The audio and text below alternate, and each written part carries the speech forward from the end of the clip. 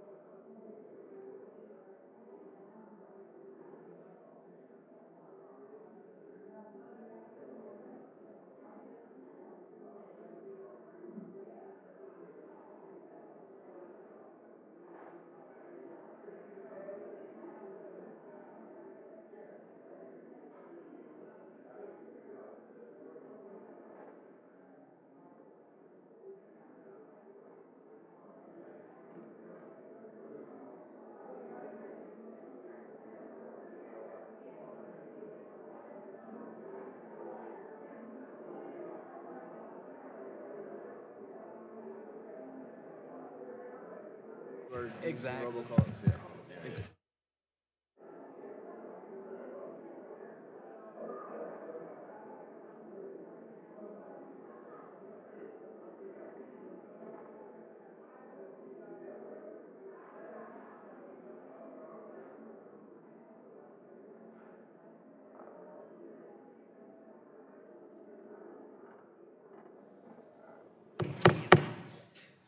The Subcommittee on Communications and Technology will now come to order.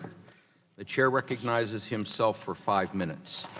Well, I want to welcome everyone to today's legislative hearing on solutions to a problem that we all have firsthand experience with: illegal robocalls. Today's hearing will examine the onslaught of illegal robocalls and 7 legislative proposals to help address this harmful, predatory, and extremely annoying practice. Among the bills we will consider today is Chairman Pallone's Stopping Bad Robocalls Act, which I support and am original co-sponsor of, along with many members of this committee. This bill offers a comprehensive set of solutions that I believe can help seriously reduce the numbers of robocalls that consumers receive. We will also consider Ranking Member Latta's Stop Robocalls Act, which I have also agreed to co-sponsor. While I have some concerns about this bill, Ranking Member Latta and I have agreed to work together to resolve these issues in order to advance this legislation. We will also be considering 2 bills from Congresswoman Eshoo, the Hang Up Act and the Robocalls and Texts Act, as well as Congressman Chris' Spam Calls Task Force Act of 2019, and Congresswoman Spears' RoboCop Act and Congressman Van Drew's Robocall Enforcement Enhancement Act of 2019. I want to thank our panel of witnesses for appearing before us today to testify about this important issue and the legislation that's before this subcommittee. Unwanted robocalls and text are the top consumer complaint received by the Federal Communications Commission and the Federal Trade Commission. According to the FCC's report on robocalls, consumer complaints to the FCC have increased from 150,000 a year in 2016 to 230,000 in 2018. The Federal Trade Commission, which administers the Do Not Call Registry, received nearly 3.8 million complaints regarding robocalls last year alone. As might be expected, the number of robocalls has exploded as well, topping out at nearly 48 billion with a B last year, a 57% increase in volume from the year before, according to the UMail Robocall Index. That number is estimated to increase to 60 billion by the end of this year. And while some of these calls constituted legitimate alerts and reminders, those calls accounted for only 20% of the total amount of robocalls. In the month of March alone, phones in my hometown of Pittsburgh received an estimated 37 million robocalls, which was an 8% increase in the number of calls we received the month before. The problem's gotten so bad that you can watch videos on the internet of people getting robocalls while they're in the middle of making a video complaining about robocalls. One of my favorites is of AT&T's CEO getting a robocall in the middle of an interview, showing that truly no one is immune to this nuisance. Many phone service providers have begun making robocall blocking technologies, like Mr. Foss's No-Mo Robo service, available to their customers, and I applaud the efforts of those who offer these services to customers for free. I encourage all phone service providers to make these services available to their customers free of charge. I believe that Congress and the FCC have an obligation to work with phone providers and their customers, whether they be institutions like the Cancer Moffitt Center, which is with us today to talk about this issue, or individual consumers, to not only help with the deployment of blocking technologies, but to work on addressing the underlying shortcomings of the law and our nation's telecommunications infrastructure to help stem the tide of this harmful and predatory practice. Thank you. I look forward to the testimony of the witnesses, and I yield the balance of my time to Congresswoman Eshoo. Thank you, Mr. Chairman, for yielding time to me, and thank you for considering two of my bills during today's hearing, the Hang-Up Act and the Robocalls and Texts Act. Millions of students, veterans, farmers, and homeowners have loans owed to or guaranteed by the federal government. In 2015, Congress created a loophole that allows companies collecting this debt to robocall borrowers without consent. The Hang-Up Act is bipartisan, bicameral legislation that repeals this loophole, ensuring that all Americans are protected from these abusive robocalls. Very importantly, last Wednesday, a Fourth Circuit Court of Appeals decision strengthened the need for the Hang-Up Act because the court found the 2015 loophole to be unconstitutional. So we have an opportunity here. My other bill, the Robocalls and Texts Act, creates a division at the FCC to ensure that the Commission is responsive to the millions of requests that they do something, and it compels them to act to adopt technological standards to combat robocalls. So I thank you, Mr. Chairman, for yielding the time to me and for taking up two of my bills. Yield back. I thank the gentlelady. The chair now recognizes my friend, Mr. Latta, the ranking member for the Subcommittee on Communications and Technology, for 5 minutes for his opening statement. Thank you, Mr. Chairman, and good morning and welcome to our panel of witnesses. Like many of my colleagues on the subcommittee, today's hearing addresses one of the top issues I hear about from my constituents I'm back home in Ohio. In fact, some of my constituents are getting so many unlawful robocalls they have stopped answering their phones. After listening to these concerns, I introduced a bill with the chairman, the gentleman from Pennsylvania, that we'll be discussing today called the Support Tools to Obliterate Pesky Robocalls Act, or Stop Robocalls Act. Our bill would give us additional tools in our robocall toolbox to go after the bad actors.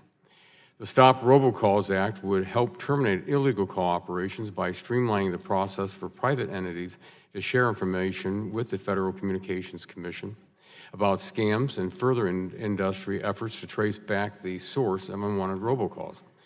In addition to going after the root of the problem, our bill would also protect consumers by providing easier access to illegal robocall blocking technology. Our bill distinguishes between legitimate and illegitimate callers and recognizes that we need to go after the bad actors. I hope that the focus of today's hearing is also on how we need to stop illegal, unwanted robocalls. While we all get annoyed by the overwhelming number of unlawful calls we receive, we also rely on our phone system for many valuable pro-consumer messages. Emergency personnel use voice services to provide evacuation notices and alerts during severe weather and other dangerous situations. Schools use voice and text services to notify parents of changes in the school schedule. And although Ohio doesn't declare as many snow days as DC, parents like knowing when school is closing early or canceled. Financial services also use voice and text services to alert consumers to potentially unauthorized activity in their bank account. And the medical community uses voice and text services to follow up with patients with important information and checkups after operations, that remind patients of prescription refills, or even to confirm doctor's appointments. But bad actors have also figured out how to take advantage of the phone system and technology that legitimate entities use to share important messages and instead manipulate the technology to trick and deceive consumers. These scammers deliberately falsify their caller ID information to hoax consumers into thinking they are getting a call from their bank or the IRS, or make the call appear that it's coming from someone in their neighborhood.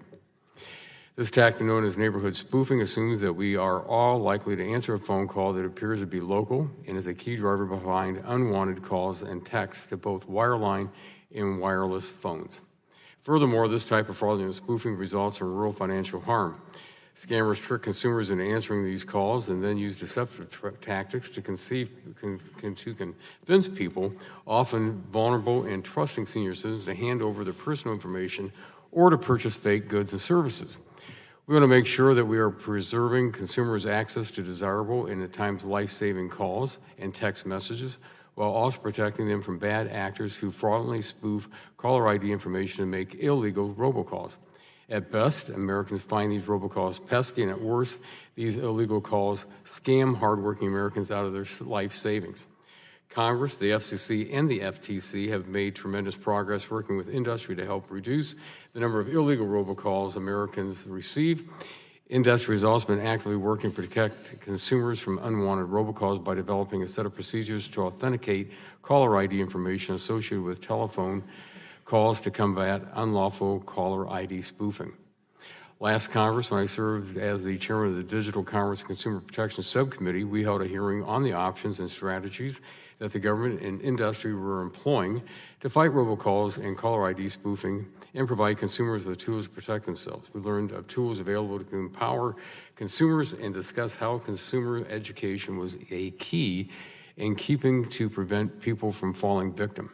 However, as technology continues to evolve, so do the tactics that bad actors use to illegally spoof numbers and make fraudulent robocalls.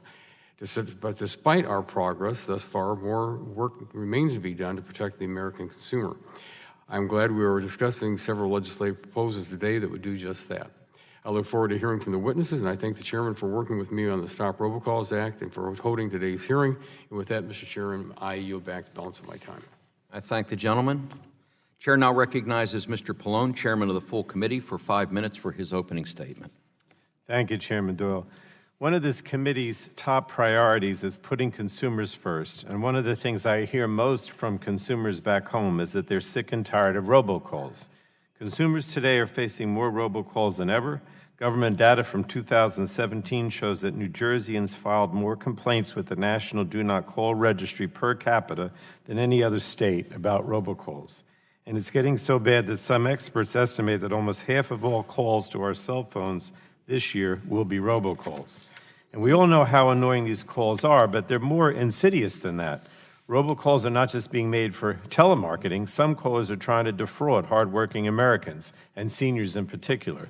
In some instances, criminals are pestering consumers with one-ring calls, hoping that they'll call the number back and incur excessive charges. And Congress has taken bipartisan action in the past to help put consumers back in control of their cell phones. In 1991, Congress passed the Telephone Consumer Protection Act and then later authorized the Do Not Call Registry. But as technology has evolved, robocalls and the threats they impose have simply increased. It's easier than ever for someone to begin making robocalls. Bad actors only need a smartphone with a few select applications to make spoofed robocalls. This means that existing approaches to stopping these calls may not work anymore. And so we need to implement new call authenticity technologies to clear these unwanted calls from our phone lines. Regulators and industry need better tools to protect consumers, and once again, it's time for Congress to act. Earlier this year, I introduced the Stopping Bad Robocalls Act to turn the tide in the fight against robocalls. And there's no one silver bullet, and that's why it's so important that we address this problem from every side. We have a number of bills that are being considered today, as the chairman said in this legislative hearing. But with regard to my bill, the Stopping Bad Robocalls Act, it would require that carriers implement new call authenticity technologies to help ensure that consumers know who's on the other end of the line when they pick up the phone. And implementing these technological solutions would also help consumers control who can reach them more generally. My bill would also update the legal definition of auto dialer to make sure that callers can't use new technologies to get around the longstanding consumer protections against robocalls.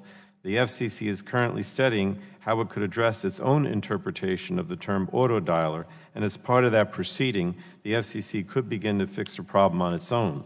And when coming to a resolution, I would urge the Commission to put consumers first in this matter so that Congress doesn't have to redo its work. I'm hopeful the Commission will do that, and after all, they took a very pro-consumer approach to a provision that I included in this legislation last Congress, and that provision requires the FCC to implement a reassigned number database to ensure that when a consumer gets a new telephone number, they aren't receiving the robocalls from the person that had the number before. In December, the FCC adopted an order to implement a reassigned number database, much like the one that's in my bill, and I applaud this action. I look forward to the FCC getting this database operational as quickly as possible. So as I said, we have 6 bills today. There are some from Democrats, some from Republicans. One of the bills before us was introduced by the subcommittee ranking member Latta. We look forward to discussing how to move bipartisan legislation forward. And we also have proposals from Representatives Van Drew, Christ, and Spear that help push the conversation forward. And we have 2 bills introduced by Representative Eshoo as well. So I look forward to working in a bipartisan fashion to finally stop the onslaught of these annoying calls, and appreciate the fact that we have so many members that are trying to address this. Thank you, Mr. Chairman. Unless anyone else wants my minute, I don't think so. Thank you. Gentleman yields back. Chair now recognizes Mr. Walden, the ranking member of the full committee, for 5 minutes for his opening statement. Hey, thank you, Mr. Chairman. Thanks for having this hearing. I want to thank our panelists for being here today to help inform our work. Nothing brings us, Democrats and Republicans, together faster or stronger than, I think, this issue.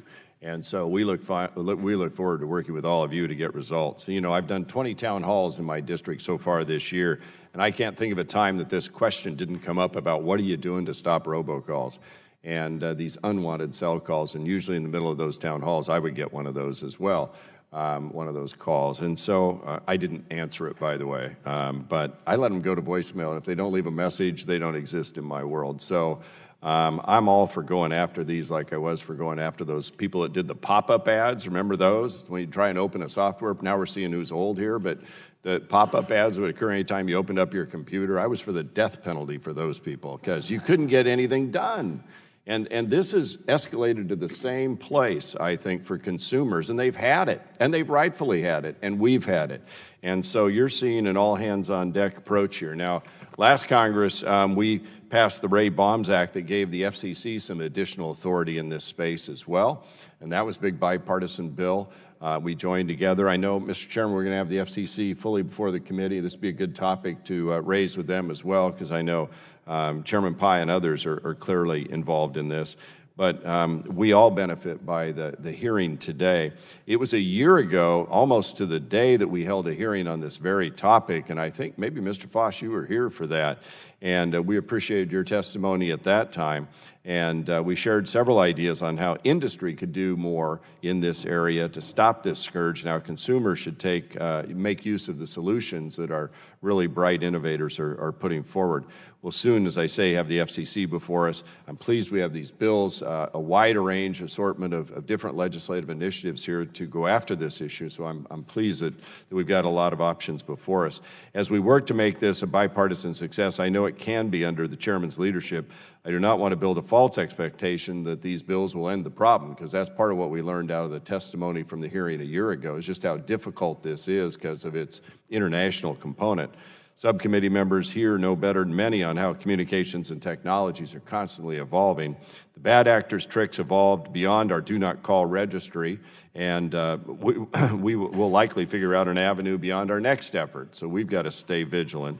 However, the more friction we create against these criminals, and I call them criminals because they are, and the more focused public-private partnerships amongst industry, consumer groups, and government are in rooting out the problems, I think we can make some real strides here and gain in helping American consumers. Lastly, while engagement of law enforcement is beyond the purview of our committee, that's an avenue worth pursuing as well, as I look forward to the bills being considered today being further strengthened by a dialogue with our friends in the Senate, who have also sought to engage the powers of the Attorney General. So again, I want to thank our witnesses. I want to thank the chairman of the subcommittee and the full committee for having this hearing today. And if there are members on our side that would like to use my last minute and a half or so, I'd be happy to yield. And if not, Mr. Chairman, we can get on with the hearing. So I yield back, and thank you Gentleman yields again. back. Chair would like to remind members that pursuant to committee rules, all members' written opening statements shall be made part of the record. So I'd now like to introduce our witnesses for today's hearing. Mr. Dave Summit, Chief Information Security Officer for the H. Lee Moffitt Cancer Center and Research Institute and Fellow for the Institute for Critical Infrastructure Technology. Welcome. Ms. Margot Sanders, Senior Counsel, National Consumer Law Center. Welcome. Mr. Patrick Holly, Senior Vice President, Advocacy and Regulatory Affairs, U.S. Telecom and the Broadband Association. Welcome, sir. And Mr. Aaron Foss, founder of Nomo Robo. Thank you for being here today. We look forward to your testimony. At this time, the chair will now recognize each witness for 5 minutes to provide their opening statement. But before we begin, I would like to explain the lighting system. In front of you is a series of lights. The light will initially be green at the start of your opening statement. The light will turn yellow when you have 1 minute remaining. And please wrap up your testimony at that point. The light will turn red when your time expires. And with that, Mr. Summit, you are now recognized for 5 minutes. And make sure your microphone is turned on, sir. There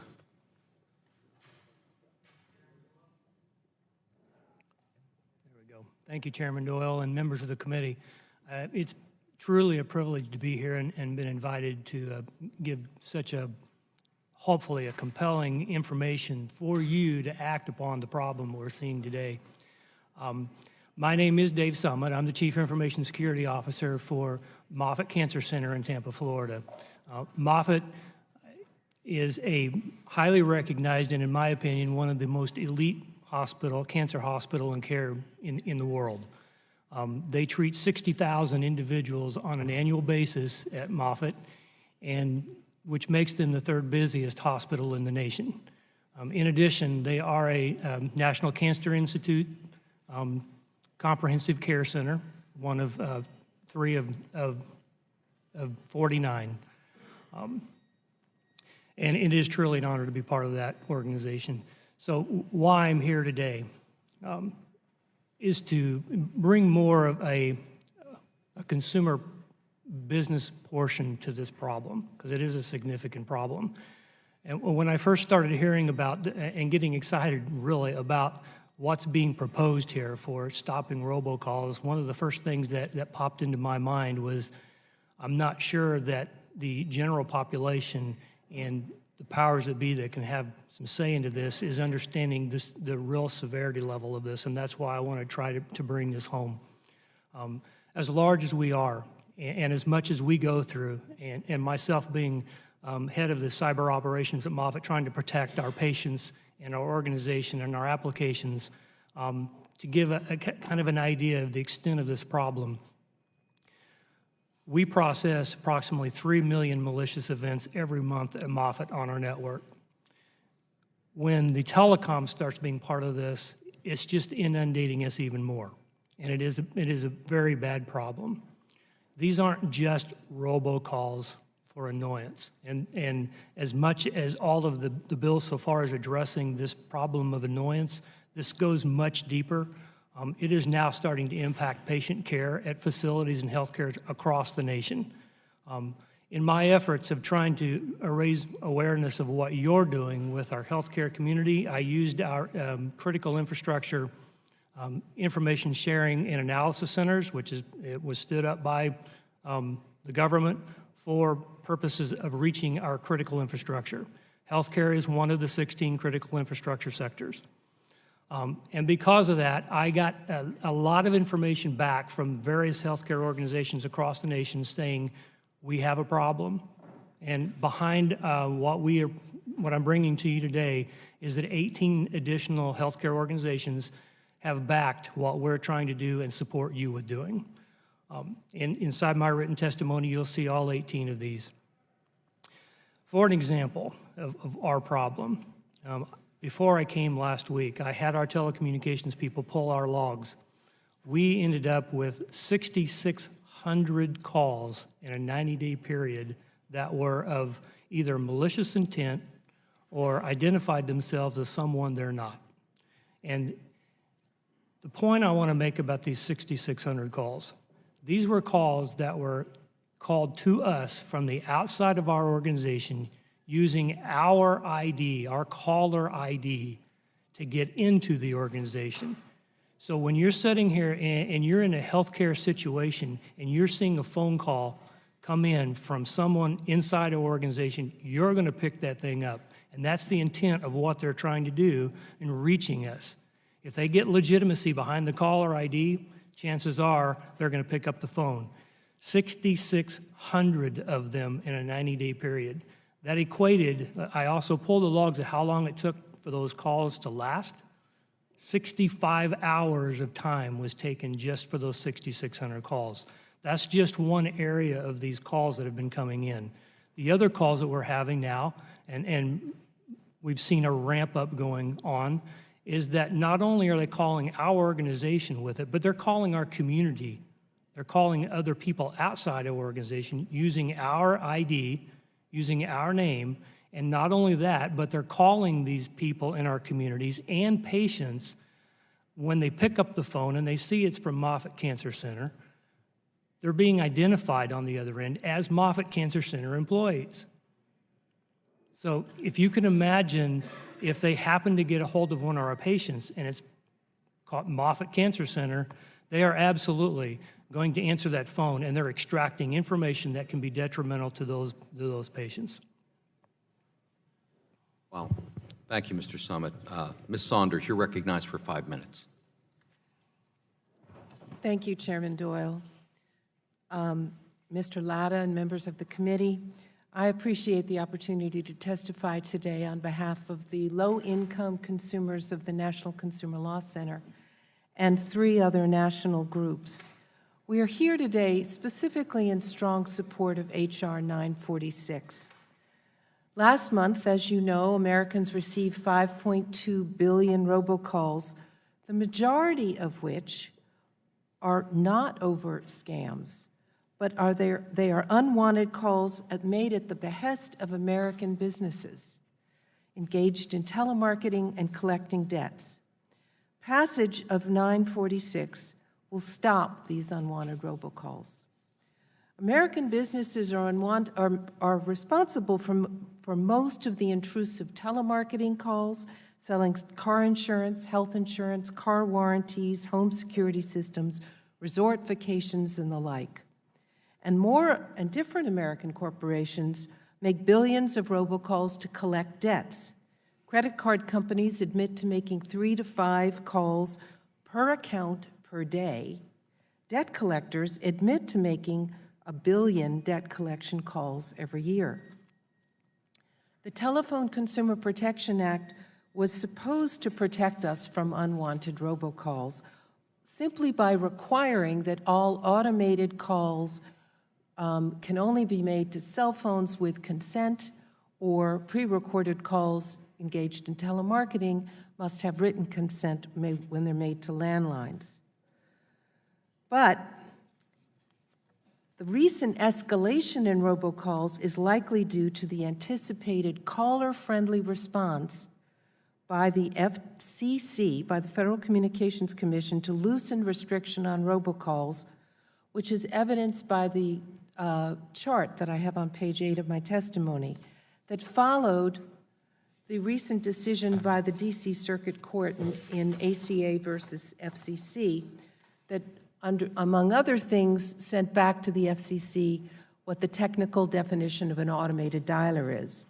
The calling industry's response to this decision, illustrated by the request of the U.S. Chamber of Commerce, joined by 16 national industries, requested the FCC to loosen restrictions on robocalls. The Chamber and the other callers are pushing the FCC and the courts to interpret the definition of auto dialer in such a way that it will not cover any systems currently in use. This is not supported by either the statute, the logic, or the legislative history. If their requests are granted, the number of automated calls will skyrocket, and there will be no protections whatsoever against automated texts. And we may not be even able to tell callers to stop calling once we've given them our consent initially. The FCC has the authority to interpret these issues correctly, but Congress can protect consumers unequivocally by passing H.R. 946. For example, one clarification that 946 would make is defining autodialer to include the automated text messaging system that last year was found by the Third Circuit that sent 27,000 unwanted text messages to one consumer to not be a covered autodialer, or the 56 million automated calls by Hilton Grand Vacations that were to sell vacations to consumers, where the Hilton claims these were not covered by the TCPA, so that consent is not required. Other sections of 946 are also essential. We really support the authentication requirements, the wrong number rules, the limiting of exemptions, and strengthening enforcement. But here's the dynamic. Passage of H.R. 946 will clearly and unequivocally address the problem of unwanted robocalls. The robocallers, the telemarketers, the debt collectors, and others will object strenuously. It's up to Congress to protect us and to protect the integrity of the American telephone system from the scourge of unwanted robocalls. I would be happy to answer any questions. Thank you. Thank you, Ms. Saunders. Mr. Halley, you're now recognized for 5 minutes. Thank you. Chairman Doyle, Ranking Member Latta, members of the subcommittee, thank you for the opportunity to appear before you today. My name is Patrick Halley. I'm the Senior Vice President of Regulatory Affairs and Advocacy at U.S. Telecom, the Broadband Association. Illegal robocalls are a major problem, and it is timely and appropriate that this committee is laser-focused on potential solutions. U.S. Telecom and our members share your commitment to doing everything we can to eliminate bad actors. Beyond the daily deluge of calls, consumer, business, and government agency numbers are being spoofed without their knowledge. And while I don't pretend to be as important as the Moffitt Cancer Center, in the last 3 weeks, my number has been spoofed on multiple occasions, resulting in calls and voicemails from angry people demanding that I stop calling them, calls I never made. So I understand this on a personal level. Along with our members, U.S. Telecom is working daily to enhance our knowledge about the calls that traverse our networks in order to block illegal calls and provide consumers with better information. Our efforts are designed to empower consumers by providing more information about the identity of callers and enabling them to block the calls that they do not want to receive. Why do we do this? Because consumers demand it. Because it undoubtedly reduces the ability of fraudsters to achieve their objectives, and because it increases the confidence of consumers and businesses that rely on our networks. The idea that people aren't answering phone calls is not good for anybody, including our members and consumers and businesses. In addition to improving the consumer experience, we are equally focused on facilitating coordination with federal and state enforcement authorities, including the FCC, the FTC, and state attorneys general. By helping law enforcement agencies quickly identify the source of illegal callers, together we can bring criminals to justice. Those who blatantly disobey the law and who enable fraudulent activity need to go to jail. As the subcommittee considers potential legislative solutions, I'd like to highlight 3 areas where our members are taking the lead in addressing the scourge of illegal robocalls. First, industry has undertaken considerable efforts to deploy call authentication technologies, commonly referred to as stir-shaken, that will substantially diminish the ability of illegal robocallers to spoof caller ID information. Companies of all types and sizes are deploying these standards into their IP networks today and will continue to do so throughout 2019. Once deployed, consumers will have more information about caller identity and the types of calls that they are receiving. and carriers will be able to more accurately identify the source of calls, which will improve call traceback efforts. Testing of the new technology and products is well underway. Second, more tools are available today than ever before for consumers to mitigate illegal or unwanted robocalls. A significant number of voice providers are increasingly integrating these tools into their networks, and hundreds of applications are available to consumers on their smartphone. Importantly, facilities-based providers are increasingly developing robocall mitigation tools themselves, including directly into their networks. For example, AT&T's Call Protect service automatically blocks suspected fraudulent calls. Verizon provides a spam alert service for wireline customers and has also rolled out free spam alerting and call blocking tools to wireless customers. Carriers including U.S. Telecom members CenturyLink, Windstream, Frontier, Consolidated, and others are also deploying a variety of additional tools across their TDM and IP networks, including anonymous call rejection and no solicitation services. Multiple providers also work with companies like NomoRobo with a one-click solution to facilitate their customers' ability to use third-party call blocking services. Third, U.S. Telecom's Industry Traceback Group is expanding its efforts to identify the source of illegal robocalls and working in close coordination with federal and state agencies on enforcement efforts. There are currently 27 members of the Traceback Group, including traditional wireline phone companies, wholesale carriers, wireless providers, and cable companies. So it's an industry-wide effort. The members also include foreign carriers and non-traditional voice providers. Recently, we significantly enhanced our ability to trace back calls by automating the process. The time it now takes to trace back an illegal robocall has been reduced from weeks to days, sometimes even hours. And while our members will continue being vigilant and proactive to combat illegal robocalls, we will need to continue our collaborative approach with our partners in government. We welcome the opportunity to work with Congress on additional ways we can stop these illegal scammers at the source and bring them to justice. Thank you, and I look forward to answering your questions. Thank you, Mr. Halley. Mr. Faucion, I'll recognize for 5 minutes. Chairman Doyle, Ranking Member Latta, members of the committee, thank you for giving me the opportunity to appear before you today. My name is Aaron Foss, and I'm the founder of NomoRobo. 6 years ago, my idea for stopping robocalls was chosen as the winner of the FTC's Robocall Challenge. And since then, we've stopped over 1 billion robocalls from reaching Americans. And that's billion with a B. We've prevented hundreds of millions of dollars from being stolen from Americans, and I can only imagine how many life savings are still intact thanks to NomoRobo. And as proud as I am of that number, I know it's just a drop in the bucket in solving this enormous problem. Billions of illegal robocalls are made every month, and there seems to be no end in sight. Mr. Latta mentioned that the FTC receives 3.8 million complaints every year. We stop that many robocalls every day and a half, right? And that on a best guess, we are protecting less than 1% of all phone lines in the United States. I'm going to keep my remarks brief because I'd really like to get down to the important task at hand, which is having a meaningful conversation about stopping the robocall epidemic. So I just want to start by stepping back in time and looking at how far we've come. When I first started NomoRobo, the industry said it wouldn't work. We'd block too many good calls, the scammers would change tactics. Back then, the carriers weren't even sure that they could block robocalls due to FCC regulations. Well, we've proved that robocall blocking does indeed work. And today, we're protecting millions of people each and every day from getting scammed and annoyed by robocalls. It's well understood now that a phone number reputation system is vital to stopping the robocall problem. And yet, robocalls are still at unprecedented levels.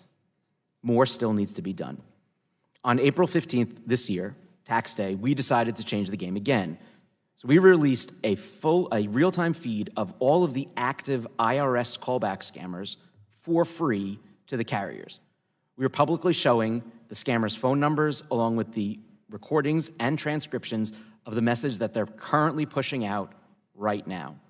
We're encouraging all companies to use this data to put an end to one of the longest-running and most notorious robocall scams of all time. If the industry uses this data, in theory, we can eliminate the IRS callback scams right now. And to launch it, we took out a full-page ad in the New York Times. What better way to tell the world about a new product? We agonized over every word in this ad, but specifically the headline, right? We can win the war against robocalls. And the we refers to all of us in this room today. Phone companies, robocall blocking companies, lawmakers, regulators. If we work together, it can be done. So I'm going to end with a rather radical suggestion for every lawmaker in this room. Every day I'm asked, right, what kind of laws can be made? Do we need more of them? What should we do? So I'd just like to propose that we change the laws around sales robocalls from an opt-out system into an opt-in.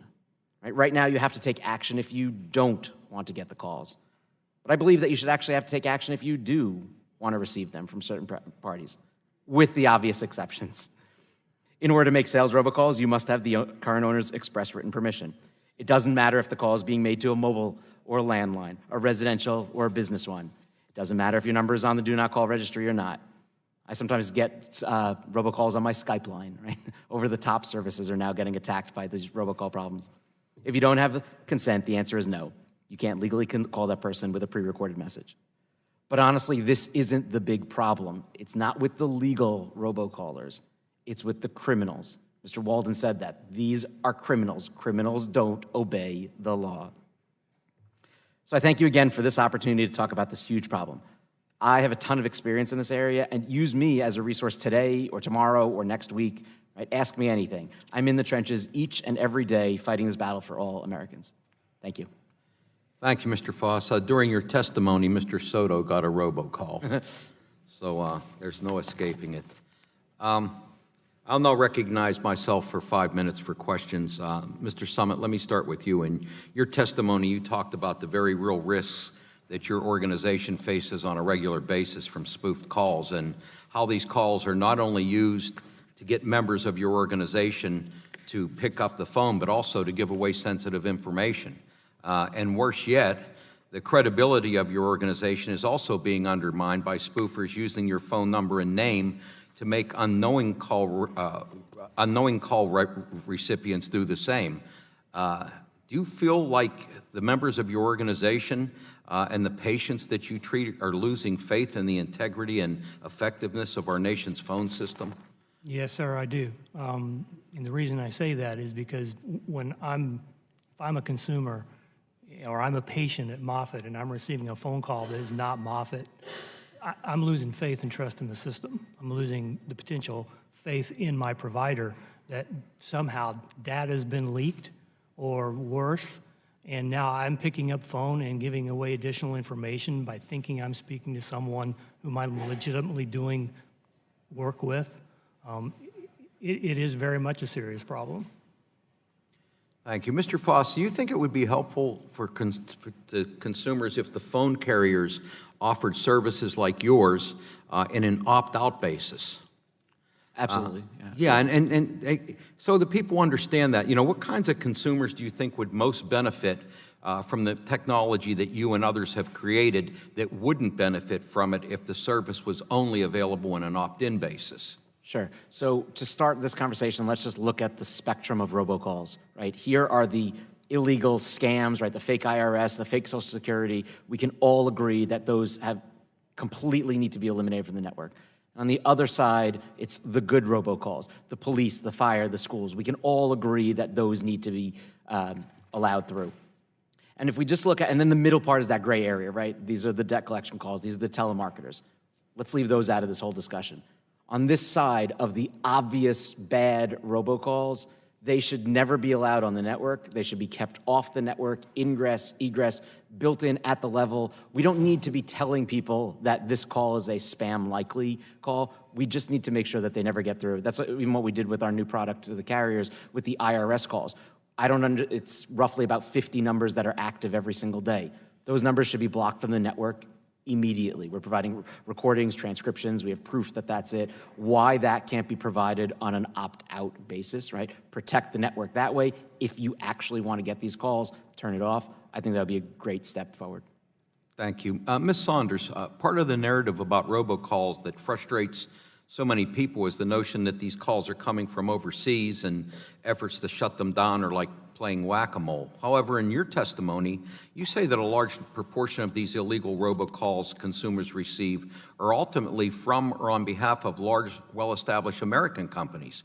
I think we all agree that fraudulent calls should be blocked, but I'm curious why we receive so many illegal calls from established domestic companies and why those companies are not being held accountable under current law. Why is that? So I appreciate the question. The issue, I think nobody disagrees with what Mr. Foss says, and I just want to emphasize that the reason I'm not emphasizing scam calls is because everyone else is. I'm just trying to focus on the other calls. What I tried to show in my testimony exhaustively through many, many cases is the number of calls that are made by existing American companies. And they obviously are making money from making these calls. They're making money through telemarketing or debt collection, and they're choosing to continue making the calls regardless of whether or not they're violating the law, because they think they can either argue in court that the law does not apply to them or convince the FCC that the law should not be interpreted in a way that it applies. According to the UMail statistics, which I quote on footnote 7, only 47% of the robocalls currently made are scams. The rest are robocalls. Some proportion of those are the wanted robocalls, which we all agree. But there's 20, 30, 40% of calls that are unwanted that still need to be addressed, and need to be addressed through the Telephone Consumer Protection Act. And you think Chairman Pallone's Stopping Bad Robocalls Act would reduce the number of those calls? Yes, sir. Thank you. Mr. Halley, I just have a couple seconds. I understand you're a Caps fan. I was wondering if you were at the game last Wednesday. Was, and so were some of your staff. How did that game? See, at least in Pittsburgh, when we get eliminated in the first round, we just lose the first 4 games, and it's not as painful as when the Caps take you 7 games and then lose in double overtime. Yeah, I just thought I'd bring that up. I don't want to get into a debate with you about the Caps or the Penguins, so let's leave that alone. Okay, I will yield back my time. Now yield 5 minutes to our ranking member, Mr. Latta, for 5 minutes. Well, again, thanks very much, Mr. Chairman, for holding today's hearing. Thanks again to our witnesses for being here. Mr. Hawley, if I could start my questions with you. Can carriers currently offer their consumers tools to block robocalls? They can and they do. Okay, thank you. And how are those tools offered to consumers? Sure. Some of them are sort of, for example, with No More Robo, a lot of our companies have initiated a capability where a customer can just online click a button and it essentially activates the No More Robo service. Some of them are building those solutions directly into the network, but through traditional marketing information, they make that information available to companies. US Telecom also makes information available on our website about different solutions. Do consumers take the additional effort to opt into these services, and if so, what is the adoption rate of those services? So they definitely do. I cannot give you a specific answer in terms of the actual adoption rate, other than I can tell you, given the distaste and concerns that consumers have, they are increasingly adopting those services. In the bill that we've introduced in the Stop Robocalls Act, carriers would have the ability to provide call blocking technology as the default standard. Would this help in our fight against the bad actors out there? So I think the ability for carriers to sort of on a default basis be able to block certain calls would have a positive effect. At the same time, I think there's some concerns about liability. This is a highly litigious area, obviously, and so the concerns about blocking certain calls on an opt-out basis could be an issue. So I think if we were going to do that, it would be helpful if there was sort of a safe harbor that says, if you're blocking calls because they're not authenticated, or if you're blocking calls because they're known to be fraudulent because of certain best practices or lists, et cetera, then sure, as long as there's a safe harbor, I think that would be a good thing. Thank you. Mr. Chairman, I'd like to ask for unanimous consent to enter into the record letters from CTIA and the American Cable Association for supporting the opt-out approach in the Stop Robocall Act. Without objection, so ordered. Thank you very much, Mr. Chairman. Mr. Summit, in your testimony, you mentioned that bad actors have fraudulently used healthcare organizations' names when making illegal robocalls and have even spoofed the phone numbers of these organizations to scam victims out of their personal information. I've heard of instances where private entities who experienced similar situations have shared information with federal authorities to be helpful in investigating and stopping bad actors. The Stop Robocalls Act would help streamline this process so there is an easy way for entities whose names and numbers are being spoofed can alert the correct authorities. Do you think a process as described in our bill would be beneficial in protecting consumers and patients? Absolutely. I'm full agreement of that. In fact, there's a whole movement in our cyber area as well across the nation in collaborative work in sharing data with different places. This falls under that very same concept, and it works. And if we had a method to where we could immediately call someone within the telecom community to help us put down some of these calls, that would be one of the best things that we could possibly do. At present, I can give you an example and have in my testimony where we have tried to call our carrier and we do not get assistance. Okay, thank you. Mr. Hawley, industry has already done a lot in this space outside of Stir/Shaken and the Traceback Initiative. Would this help existing efforts in rooting out the bad actors? Absolutely. The more information we have about the identity and how to contact different carriers to make sure that we can effectively trace back calls and get to the source of the calls would be helpful. Okay, let me follow up on the traceback, Mr. Hawley. On this initiative I just mentioned, I understand that U.S. Telecom manages the traceback process. Can you briefly describe that process? Sure, I'd be happy to. So I think one thing that's important to understand is, if I have an AT&T subscriber in Silver Spring, Maryland, and I'm going to call my mom, who's a Spectrum subscriber in Port Orange, Florida. It's not the case that a call just goes from one carrier and boom, it just ends up at the other carrier, right? There are often multiple carriers, transit companies involved. So I will initiate a call, which will be handed off to one carrier, who will then hand it off to another carrier, and then it'll ultimately arrive at the final destination. So the traceback process is all about figuring out who the source of the call was. And the way we do that is we identify, okay, this number was dialed, this was terminated at this number. Who did the call come from upstream? And once we identify that person, we then identify who did the call come from prior to that upstream, all the way back to the source of the original call. And so what we're able to do is determine, based on who was called and the number that they were called at, who was the actual carrier that originated that call, and therefore who was the source of that call. And that's extremely helpful, and we work every day with the FTC and the FCC and states to help them with information about who are enabling these calls from a carrier side and from the actual source. Well, thank you very much, Mr. Chairman. My time has expired. I yield back. Gentleman yields back. Chair now recognizes Mr. McNerney for 5 minutes. I thank the chairman for holding this hearing, and I thank the witnesses this morning. Your testimony is very, very good and very informative. Mr. Summit, despite the growing attention on the annoying and abusive problem of robocalls, the number is actually increasing. We've been hearing that. I'm hearing it from my constituents. As we move forward with these bills, it's important to understand what's driving this increase.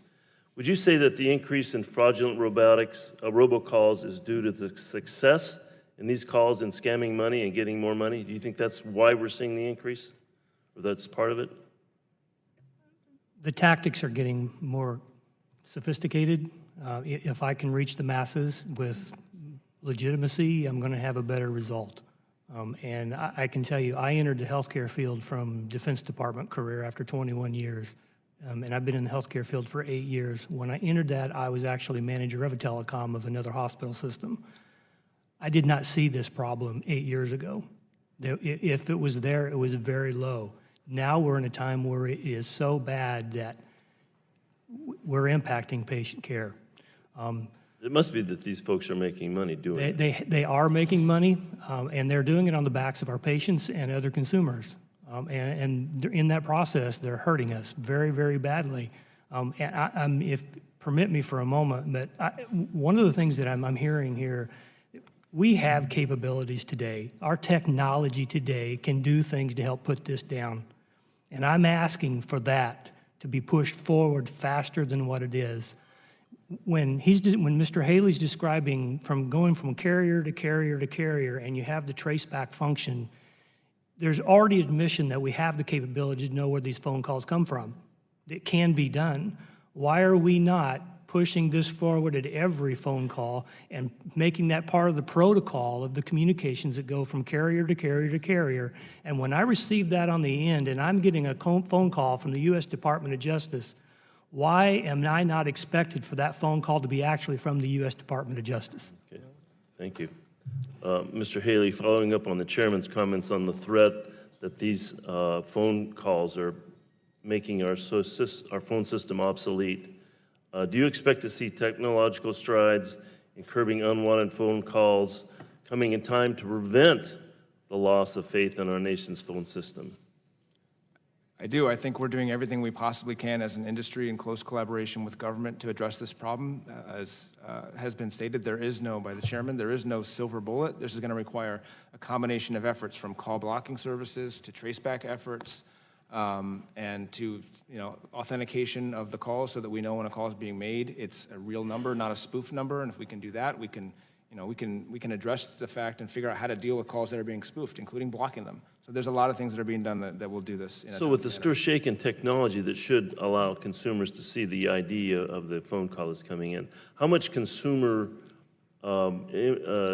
a consumer need to get involved to protect themselves using that technology? So it should be transparent to the consumer. This is just a very technological protocol that's sort of in the background. And what it will do, just to be clear, is it will provide information about the authenticity of the call, in the sense that the call is a real number that's been dialed, that's been verified. It's not a number that's been spoofed. It doesn't in and of itself block the call, right? It's just providing more information. It's providing the carriers more information so that they can determine, what policies they're going to adopt with respect to calls that are not authenticated. And it's going to provide more information to third-party analytics providers and ultimately to consumers so they can know. But the consumer's going to need to know what's going on so they can decide which phone calls to answer. Absolutely, and there's going to be a consumer education component to all that too, as to what it means when they're getting different information about what kind of a call it is. Mr. Foss, do you believe that the government and innovators have the tools to keep ahead of this arms race? That's a good question, right? Like technology always outpaces legislation, regulation, right? It has to. So these criminals are always going to be one step ahead. Our system is very adaptive, right? Again, we just saw the rise in neighbor spoofing a couple of years ago, right? When we first started out, it was purely a blacklist system. Blacklisting doesn't work against the neighbor spoofing, right? Those calls that look like they're coming from your area code and exchange. So I think that third-party providers like us, the carriers, all the organizations, if we had the framework to be able to do pieces of that, then we can stay ahead of the changes. Because I can guarantee, right, so the only constant is change itself. The only thing I can guarantee you about robocallers is that they won't stop, right? They'll just keep on changing their tactics until they get through, no matter what anybody does. Okay, thank you, Mr. Chairman. Gentleman yields back. Chair now recognizes Mr. Johnson for 5 minutes. Thank you, Mr. Chairman. Appreciate you having this hearing today. It's a very important subject. Mr. Haley, do I have that right? Haley, is that the right pronunciation? Haley, like Valley. Haley, okay.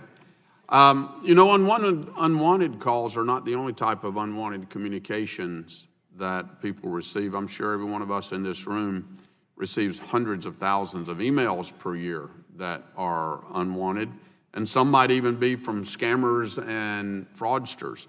What makes the phone system different and makes people more vulnerable to falling victim to these scams?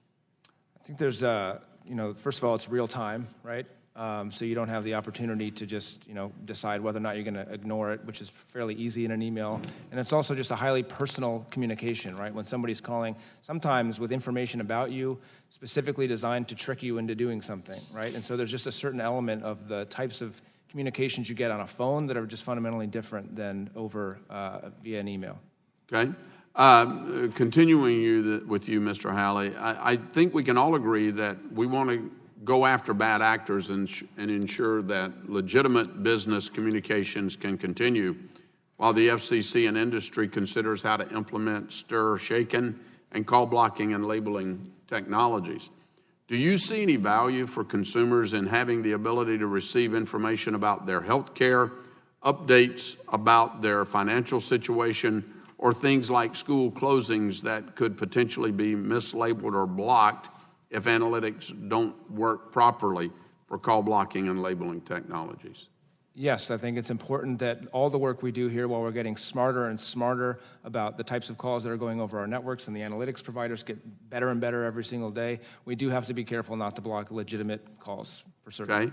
Are there steps carriers are taking to ensure that calls are not mislabeled or improperly blocked? Absolutely. On a daily basis, I can tell you that Mr. Foss's company and others in the space, the analytics companies, work regularly to determine how to ensure that we're blocking the calls that should be blocked, but not blocking the calls that should get through. Okay. What's the current process for unblocking or fixing mislabeled calls? Sure. All the members that we work with have a process in place where a legitimate business can contact them to, essentially protest the fact that a call is being blocked and try to make sure that the numbers that are being blocked are unblocked. I will say it's a subjective process, right? I think we need to be careful because we absolutely don't want to block calls that are legitimate, and then it might be from a school or a bank alerting me to a fraud or anything else like that's positive. Just because somebody comes to a carrier and says, hey, that was a legitimate call, unblock me, we have to be careful, right? And so we have a process in place to figure out how to handle that. I can tell you, from a personal note, even something as simple as a potential scam or fraud alert on a call is very, very helpful to me. I mean, I'm not going to call out my carrier in a public hearing like this, but I can tell you that I have probably over the last 3 months begun to get alerts on certain phone numbers from my carrier saying, hey, we think this is a scam or a fraud alert. And I can ignore that call and, throw it aside. I don't worry about it. So I can tell you that at a minimum is helpful to me. Continuing on, Mr. Halley, how does call blocking and labeling from carriers such as many of your members differ from call blocking and labeling from third-party app providers like that of Mr. Foss's company, Nomorobo? Sure. So I think ultimately the technology behind call blocking and call labeling is similar, whether it's something that is being done in a carrier network, and in fact our carriers are working with third-party analytics companies to build these capabilities directly into our networks. I don't think there's technologically a difference. It's just a question of how it's being implemented. I don't know if you want to. Yeah, if I could chime in? Yeah, absolutely. Nobody wants the good calls stopped, right? Nobody. We all want the bad calls stopped, to all those pieces working together, right? In theory, everybody should have the same data, like, 2 weeks, 3 weeks. Everybody can go and look back and say that was a robocall. The thing that we think that is going to be the main thing is detecting those very, very quickly. So this is the question, right? If we had a kind of a head-to-head, right? Who's detecting them quicker? Who's more accurate and things like that? Again, working together. That's ultimately where this comes in. Well, as an IT guy, I can tell you I'm extremely inquisitive about the technology that lets you identify what those potential robocalls are, but we can't get into it now because my time has expired, Mr. Chairman. I yield back. I thank the gentleman, and he yields back. The chair now recognizes Mr. Loebsack for 5 minutes. Thank you, Mr. Chair. I do want to thank Chairman Doyle and Ranking Member Latta for convening this hearing today, and also want to thank all these great witnesses here. This is obviously a huge problem for our constituents. One of our other members, Mr. Walden, he mentioned he had 20 town halls. I've had 20 coffees with your congressman. I can't say that in every single one this has come up, but in most of them it has. Especially in a place like Iowa where we have an aging population. I'm aging myself, and so I get a disproportionate number of these damn calls as well. And I sit here and I think, well, I've got a cell number that I didn't think anybody had. I'm a member of Congress. How'd this happen? Well, they can get through to all of us. That's the thing. It's just quite amazing.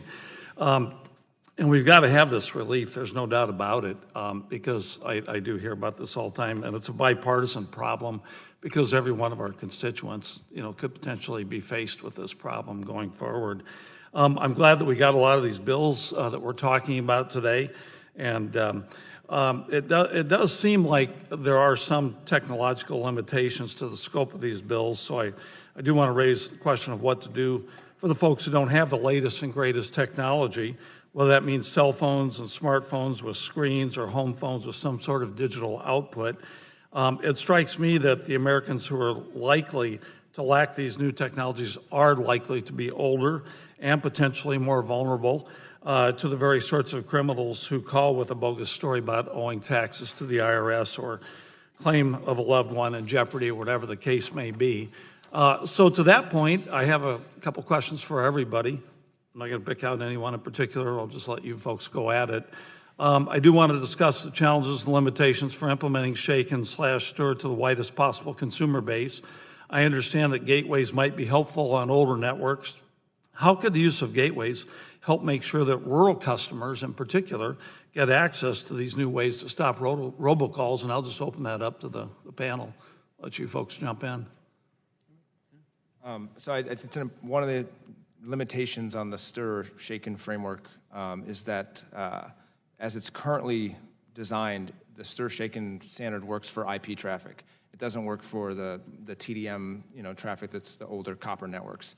And so that could have an impact on folks who are more dependent on the traditional telephone, copper line telephone service. With that being said, that's the current limitation on the standard. And it's also important, two of the things I mentioned in my testimony, no solicitation services or anonymous call rejection services, those will work over anything, whether it's a TDM network or an IP network. And so services like that, if somebody has purposely masked their caller ID, the call doesn't get through. Or if somebody doesn't go through the process of, there's a human element before somebody actually, it rings, there's a step has to be taken that this is in fact a real call. So there are things that can still be done to address that kind of traffic, even though the current Stir Shaken standard wouldn't be effective. Yeah. Anyone else? Yes, go ahead, Mr. Stallman. Yes. Implementing Stir Shaken in our organization would require us to basically redo our front end of our telecommunication system because we're not up to speed with that new technology. We have looked into it, but the point is, we're just one organization across the nation to get this implemented, and for every dollar I spend in trying to protect our organization or redoing infrastructure is a dollar away from care and research. Anybody else? Yeah, and go ahead. For our solution, right, we piggyback right now off of simultaneous ring. It's available in theory on TDM, on IP, on mobile, on landline, right? We like the idea of being completely backwards compatible. In theory, instead of like a gateway, we could somehow do the Stir Shake and look up on behalf of the technologies and the carriers that can't support that. How that would play out, not exactly sure, but it's absolutely, I think, important to everybody just looks at the latest and greatest. You have the brand new, fancy cell phones, but there are still tons of landlines, and those are sometimes even more vital than even the mobile lines. That's right. Ms. Saunders, do you have anything you want to say? The only thing I'd like to point out, if I might, is that Stir Shaken is a critically needed technology, but it will not take care of all the problems of identifying who the callers are. As was explained in an article in the New York Times just last week, their callers also have the ability to buy hundreds of phone numbers that are essentially anonymous. And when one number is caught by this technology, they just switch to another phone number. And I see my time's up. I apologize. I have to interrupt. But I don't want us ever to forget about rural folks and older folks. Absolutely. Thank you very much, and I yield back. Thank you. Gentleman yields back. Chair now recognizes Mr. Kinzinger for 5 minutes. Well, thank you, Mr. Chairman, and thank you all for being here, and hopefully this won't take the whole time. Mr. Summit, you mentioned cases of criminals disrupting hospital business operations and committing financial fraud, including by robocallers using spoof numbers identical to the hospitals in order to gain sensitive patient information, which is not only bad at face value, but it erodes trust between patients and their healthcare providers. As you put it, these calls are identified as a reputable source, such as law enforcement or a government entity, which is what heightens the likelihood of success. I don't mean to put you on the spot, but Mr. Engel and I this year introduced a bill on 911 swatting. It's the Anti-Swatting Act. You may know that swatting is a hoax on an emergency services dispatcher using a form of spoofing. These perpetrators will call police forces and in some cases a SWAT team to a target's home. And there have been cases where there have been tragic loss of life, and I've actually been a victim of swatting myself early on. I want to keep the theme today of moving with narrow, effective legislation aimed at bad actors, but public safety testified last year in support of this legislation because it would clearly define perpetrators for the criminals that they are. Have you had a chance to review that legislation? It's fine if not, but if so, would you have any issue with something like that moving along with some of the others here today? And I apologize, I have not reviewed that specific one. I have read every one being presented to here, but I have not read that one. But I would be in support of something to do that. And the other thing I want to just quickly say about all this is I'm not necessarily saying that we need to dump all this back on the telecoms. But I am saying we have technologies today that can, and why are we not putting into place, giving the caller or the callee, the recipient, enough information to know whether I want to answer this phone call or not. Again, if I see that caller ID, fine. It's my choice of whether to answer that call or not, but I need to know that's who the person is. By protecting, and the arguments have been, there's some legitimate reasons why it shouldn't be known, fine. Let's put those as anonymized or restricted, and it still gives me the responsibility to say I'm going to answer or not that call. Thank you. Mr. Halley, your written testimony states that fines are sufficient to curb the scourge, or I'm sorry, insufficient to curb the scourge of robocalls. Why do you think fines are not enough to curb these bad actors? And is it that fines could be steeper, but enforcement's difficult, or what do you attribute that to? Sure, I think what you've heard today is that there are sort of a range of different types of robocalls, right? Sure. I think what you've heard today is that there are a range of different types of robocalls, some that are, from businesses who are conducting business for legitimate reasons, and then you have a significant portion of which are just blatantly illegal, and in some cases, blatantly trying to commit a fraud. As Mr. Foss said, they don't care what the law is. And we can talk all we want about how the TCPA should be interpreted, et cetera, but they're not going to pay attention. They're just going to dial millions, billions of robocalls. And so the point there is, we can double or even triple the fine under the Act for those types of calls. They don't care. Yeah, and you're never going to be able to track it down. So we have to take these people and figure out how to put them in jail rather than impose fines on them. Okay, so when going after these actors, I understand that the authorities only have a statute of limitation of about a year, I guess, to actually bring charges. What are your thoughts? You kind of went into this on how to increase that time of statute of limitation so that the good guys can do all they can to go after these folks, and what are the benefits or risk of expanding any statute of limitations? I think we're supportive of expanding. There's different bills that have different, whether it's 2, 3, or 4 years, et cetera. Some of the bills handle it differently. But as a general matter, we think that making sure the FCC, the FTC, state AGs have sufficient amount of time to go back and take action against bad actors is important. And as technology is developing, and I completely agree with what you said, that there are solutions, and we're working every day to implement them, sometimes the actual legal process just takes a long time. And so I think we're in favor of enhancing the statute of limitations. Excellent. Thank you all for being here. Now I yield back, Mr. Chairman. Gentleman yields back. Chair now recognizes Mr. McEachin for 5 minutes. Thank you, Mr. Chairman. I want to thank you and Chairman Pallone for convening today's hearing on this issue that is that all of our constituents care deeply about. Today, unwanted robocalls are not only ubiquitous and a nuisance, they can be predatory. While some actors rely on robocalls to provide important information about appointments, school closures, and other matters, spam and phishing calls remain a problem. And as we've already heard today, we've got steps that providers can take to mitigate these spam calls on their own, shake and stir technology and other innovative products like No More Robo that aim to verify and authenticate calls are offering a promising start. But as Mr. Loebsack identified, we have some concerns about rural areas. And I want to start off, I guess, by asking Mr. Haley, did I say that right, Haley? Haley, Halley, whatever you want is fine with me. Well, how's Valley with how's an your H. daddy pronounce it? Mr. Halley, thank you, sir. Are there models in Europe that we could be looking at that would allow us to use technology like shake and not stir in rural areas that are copper dependent? As you suggested, that's a current limitation of the technology now. How do we expand it into rural areas? What can we do? It's my understanding there might be models in Europe that we could emulate. But I don't know the answer to that question, unfortunately, but I'd be happy to answer that after the hearing. I don't know if anyone else knows about European. I was going to turn to Mr. Foss. I thought in sort of your piggyback on there that you suggested that there are some ways that No More Robo can be adapted to, I think you said older technology. You may not have said older technologies, but that's what I heard. Is that correct? Yeah, absolutely. And again, if we're at the network level, right, as Mr. Hawley was saying, is that each call is kind of passed throughout the different levels of the network, right? If we had something that was, again, a spam, scam filtering at the network level, even higher up, right, those results would trickle down to all of the phones in the network, whether it's rural, whether it's landline, whether it's mobile, and absolutely protect those constituents. Now, what can we do here in the Congress to help provide a atmosphere to allow that type of technology to move forward? Because you look at my district, I represent the 4th District of Virginia, and yes, we have good urban populations and centers, but we also have wide swaths of rural Virginia, which we tend to call Southside Virginia.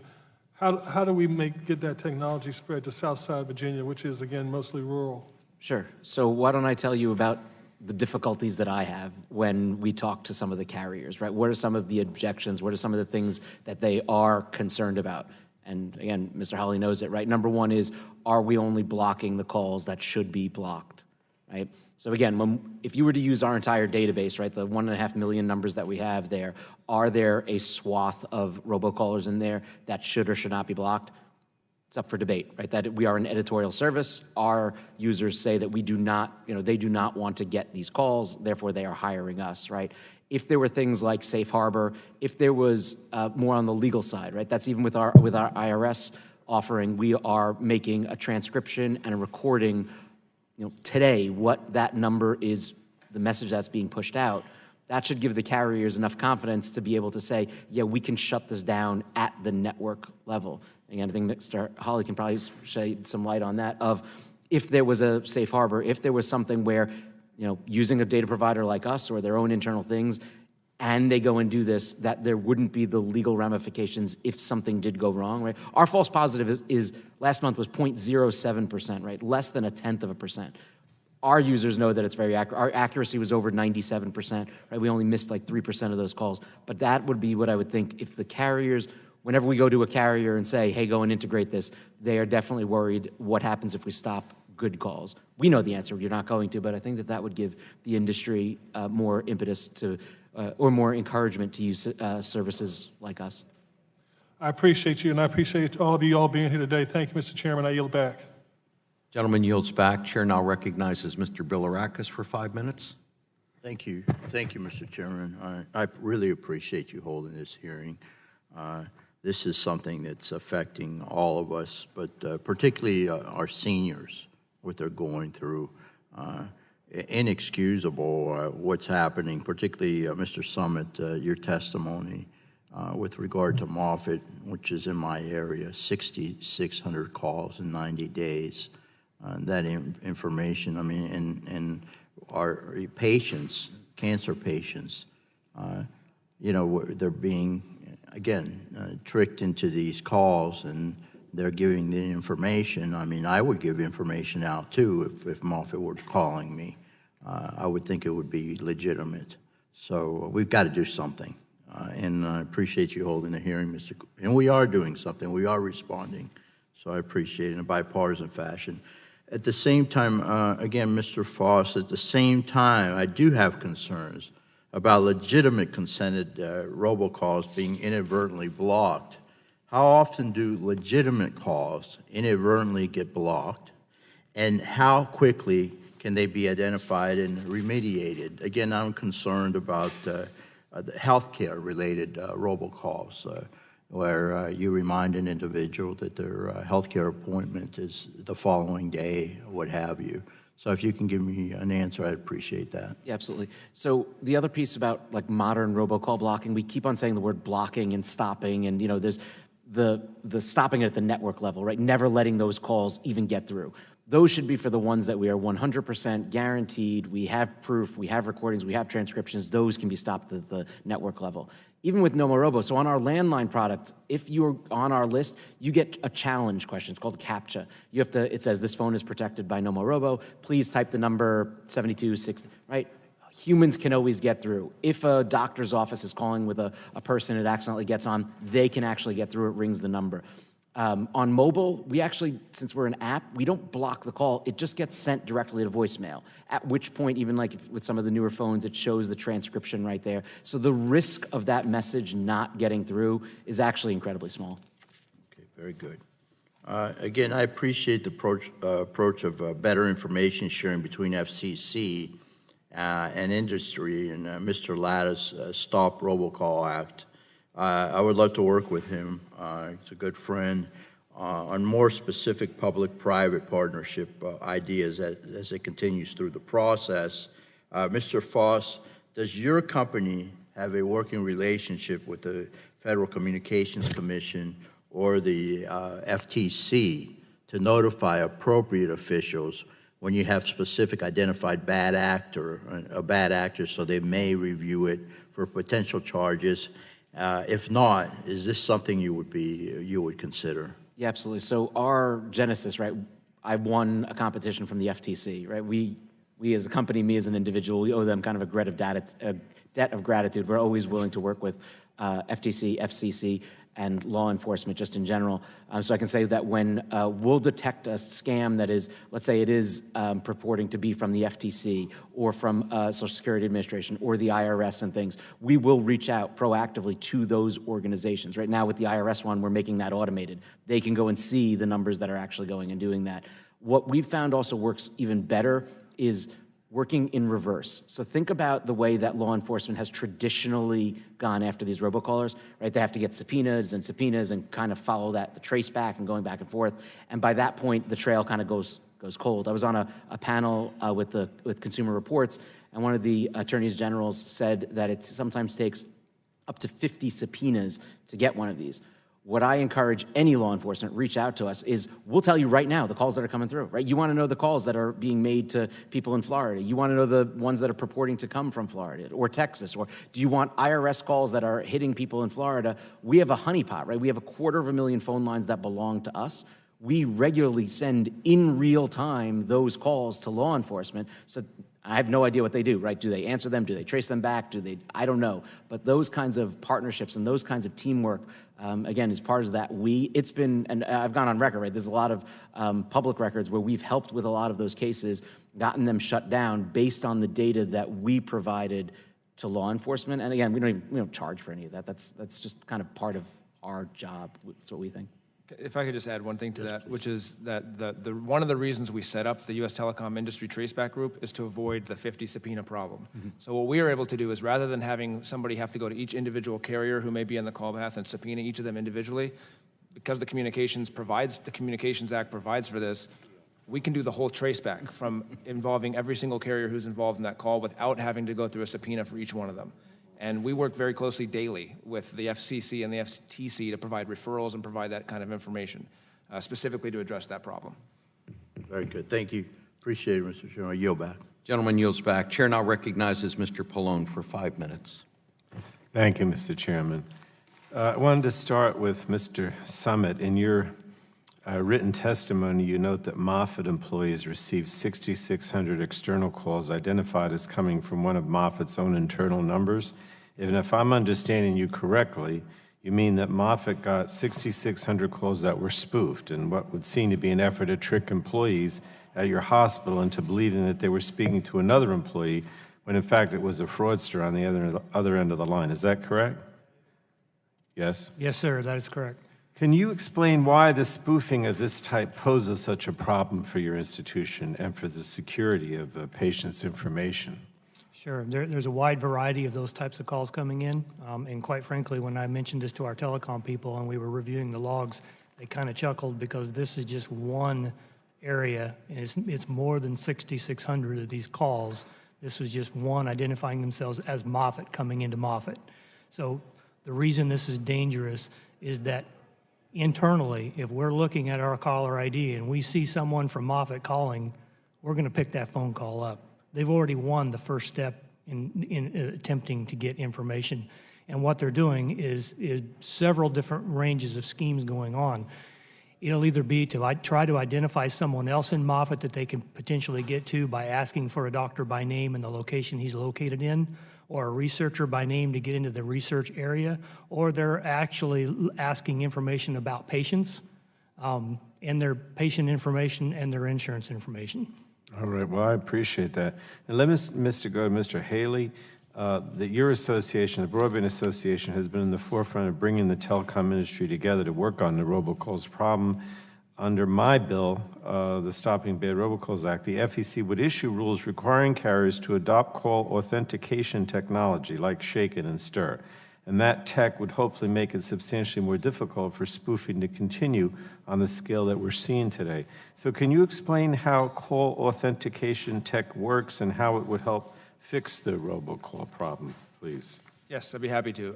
And I'm a telecom lawyer, not an engineer, and luckily the people who are in charge of the Stir Shaken protocol are all really smart engineers. At a high level, it involves inserting information into the headers involving calls and the exchange of tokens, essentially, between companies as call traffic, as a call traverses through multiple networks. In a nutshell, what it enables functionally is that when a call is originated, that originating carrier who's generating that call is able to authenticate that the call is being made with a real number that's not a spoofed number.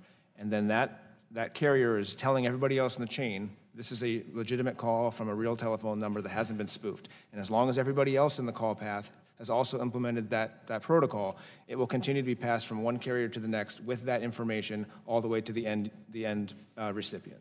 Well, thank you. And then my last question is to Ms. Saunders about autodialer.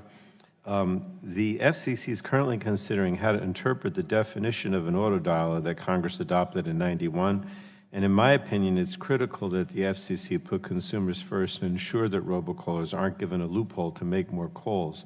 So let me ask Ms. Saunders, what is the most important thing the FCC needs to understand when it comes to clarifying the definition of an autodialer, and why is it important that we get our call authentication requirements right and we get this technology deployed?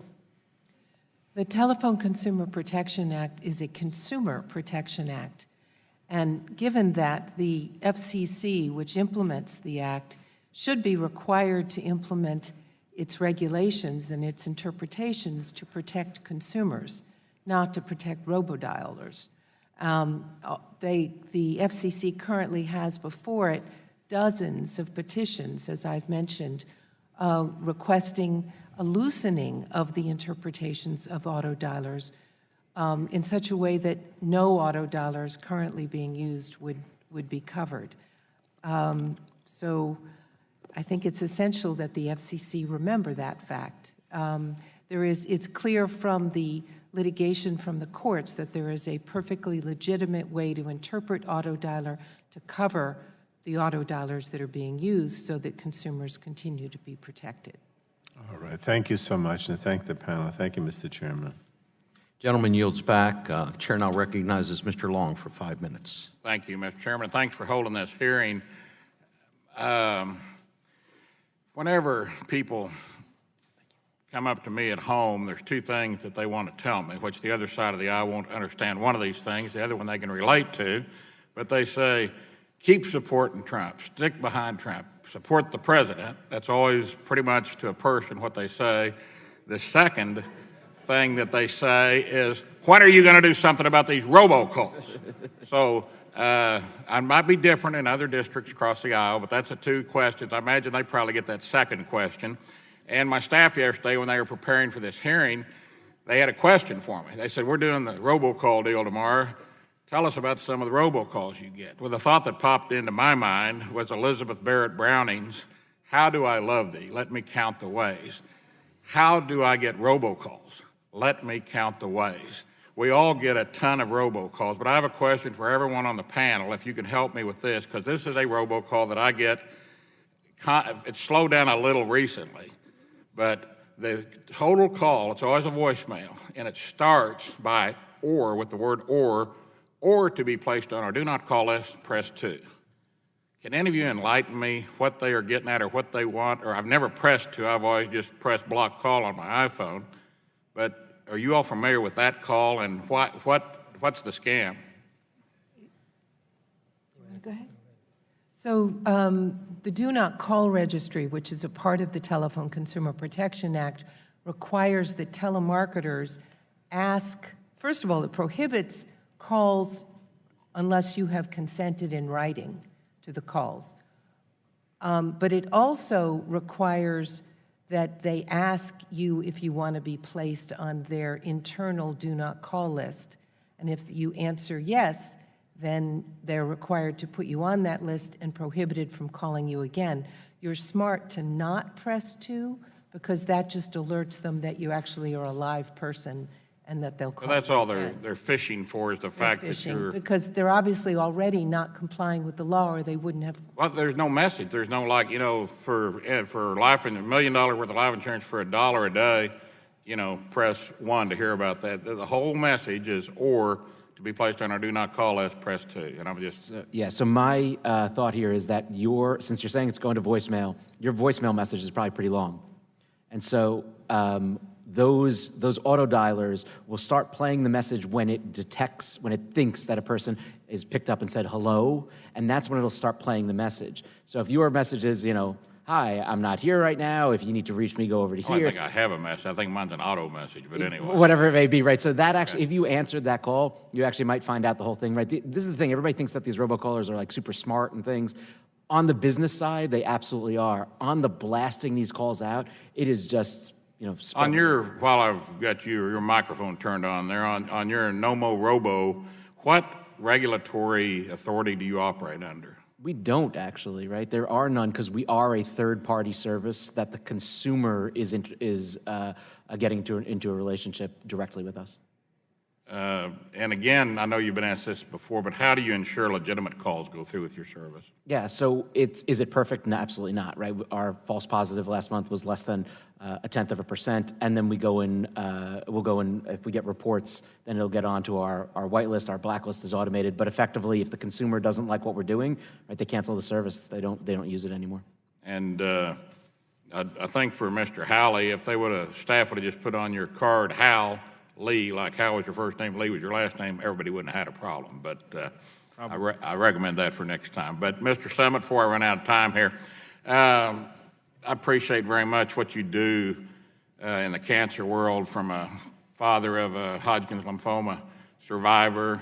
I know how important those calls are that you get and how frightening it is when you're first diagnosed and you're expecting a call from the hospital.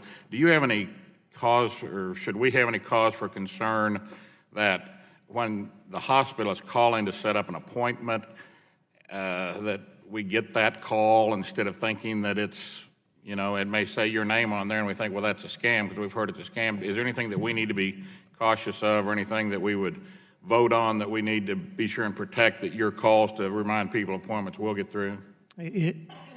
And I appreciate that question, because that is one of our concerns, is that I'm afraid that if you're expecting a call from us and it turns out to be someone else and you've given away information, then that problem is just going to add more to your problems that you have. And my concern is that those calls, if it continues, they're going to stop. So my recommendation on anyone receiving any call from a healthcare organization is to call back the organization and make sure that it's a legitimate call. Thank you. Mr. Chairman, I'm out of time, but if you want me to say anything later, just press 2.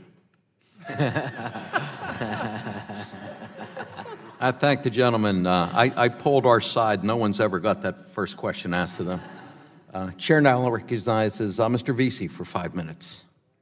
Thank you, Mr. Chairman. You know, one of the things that I've noticed that I thought was very interesting is that there are a lot of recommendations on here that would ask for providers and for telephone companies to make certain provisions that would make consumers less subject to these calls, requiring voice service providers to provide free effective caller ID authentication for all calls, requiring telephone companies to provide free call blocking services, establish an unblocking system that consumers can control calls, and submit regularly to the FCC about the implementation of some of these consumer protections. But the question that I wanted to ask you is that in other industries, like for instance, in the alcohol industry, where they have taken on, anti-drunk driving, binging campaigns, where tobacco companies have been required to make certain advertisements and what have you, and efforts to prevent, teens from smoking and to make their products, less likely to fall into the hands of underage smokers. Do you think that requiring telecom companies, not telecom companies, but telemarketing companies to maybe step up in this area and put money behind some of these campaigns dealing with call blocking and what have you would be a more effective way to go? Is that for me? Yes. I appreciate the question. I think if we're unable to get telemarketers to comply with the law to even get consent before they call, I doubt whether we would actually be successful in getting them to pay the system to block their calls. I represent low-income consumers, and I'm very aware of the potential cost on small phone companies and their necessity of transferring those costs to the lowest income consumers who then would have trouble even affording their telephone. We have not previously discussed this, but one idea that we have had, and I speak for a number of consumer groups, is that in recognition of the fact that my telephone is only useful if I can call many other people, the telephone system in the United States has long had a universal service fund under which all telephone users contribute a small amount to support small telephone users' development, and it's been used in a variety of ways. We would suggest that the Universal Service Fund be investigated as a potential source of money for those very small phone companies or very poor phone companies to help them pay for the technology that would allow them to implement these protections, because the entire system is only as strong as its weakest link. And until we get all the systems in the country up to the same level, we're all vulnerable. I know that there have been certain states, my colleague here to the left, Representative Clark, I know that her state of New York, that they've passed state legislation or attempted to pass state legislation to deal with this issue. My question is that with this being an interstate commerce issue, is having a federal law something that is really going to be required to really clamp down on this even more? Or do you think state laws on their own are effective? So I have been involved with your colleagues in New York and working on the New York law. There are many similarities between that law and Mr. Pallone's bill, or I should say between the bills.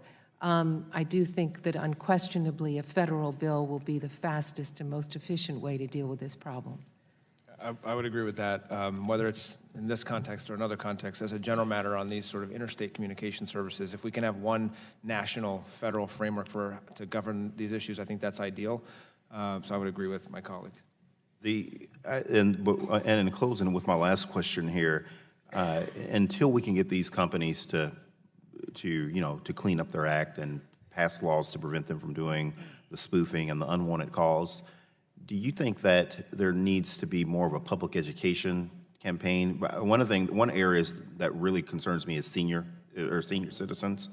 I know that they obviously get targeted all the time. I know my grandmother died earlier this year. She was 106. She died earlier this year, and she got numerous calls, like all the time, from telecom companies.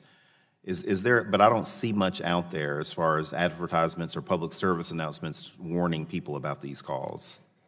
If I might, I think public education is always valuable, but I have a personal situation where my very, very smart mother-in-law was taken in thinking that her grandson, my son, was calling her from Canada in jail.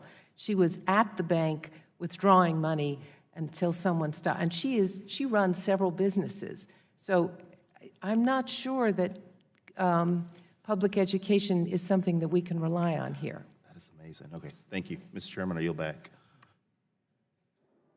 Gentleman yields back. Chair now recognizes Ms. Brooks for 5 minutes. Thank you, Mr. Chairman, and thank you for holding this very important hearing. Ms. Saunders, I actually have a family member who had the same thing happen to him. And so while education is critically important and strengthening our laws are really important, one thing as a former U.S. attorney I'd like to talk about, because what hasn't really come up in any of the hearings so far, is where has law enforcement been in all of this? And I'm very curious, and that is what one of the bills, H.R. 721, is a Spam Calls Task Force Act. But what I'm really curious about, and I think Mr. Halley, in your testimony, in your written testimony, you talked about the Justice Department, and we need more criminal enforcement actions. Is it happening? Are U.S. attorneys and the Justice Department, have they, in the last 8 years, to what Mr. Summit's point, it's really accelerated in the last 8 years? Can we point to any cases? Has anyone gone to jail, been prosecuted? These may be complex cases because they may involve national actors and international actors. And does anyone know about anything relative to that? Mr. Halley. So the short answer is not enough is happening. We're seeing a lot of efforts out of the Federal Communications Commission through forfeiture penalties and going after companies who are breaking the law. Even in that instance, when somebody fails to pay their fine, it's incumbent on the Department of Justice to go collect the funds. There's more work that could be done there, but also those would be civil forfeiture. Those are civil, penalties. exactly. So on the criminal side, no, there hasn't been a sufficient amount of activity to go after criminal actors. The FTC has a separate authority. They have also taken a significant amount of actions on the civil authority side, but there has not been a sufficient focus on folks who are, blatantly, illegally breaking the law, committing fraud, et cetera, in my opinion. I assume they may be very difficult cases to put together. Does anyone know about any cases? Ms. Saunders? The FTC has brought 151 cases in the last 10 years. Criminal cases? No, civil cases. Okay. The FCC has brought a smaller number. I would posit that unless you can get the criminal cases instigated, and unfortunately, U.S. attorneys and district attorneys are generally more concerned with going after different kinds of crimes. I understand. That the best enforcement is private enforcement. It's not popular, but if you arm individuals who have been harmed by these scams and by these unwanted calls with the ability to go into court and force the people who have been harassing them to pay penalties, that creates at least a financial incentive to comply with the law. That's for the non-scam calls. I agree with what's been said, that the only way you're going to deal with the scam calls is to criminally prosecute them. But it's about half and half. Any other comments, Mr. Foss, on criminal enforcement? I'm a big fan of an ounce of prevention, right, rather than a pound of cure. It seems like enforcement to me is the pound of cure. If we were to put an ounce of prevention into the network level, I think that we would see a marked reduction in these predatory scams.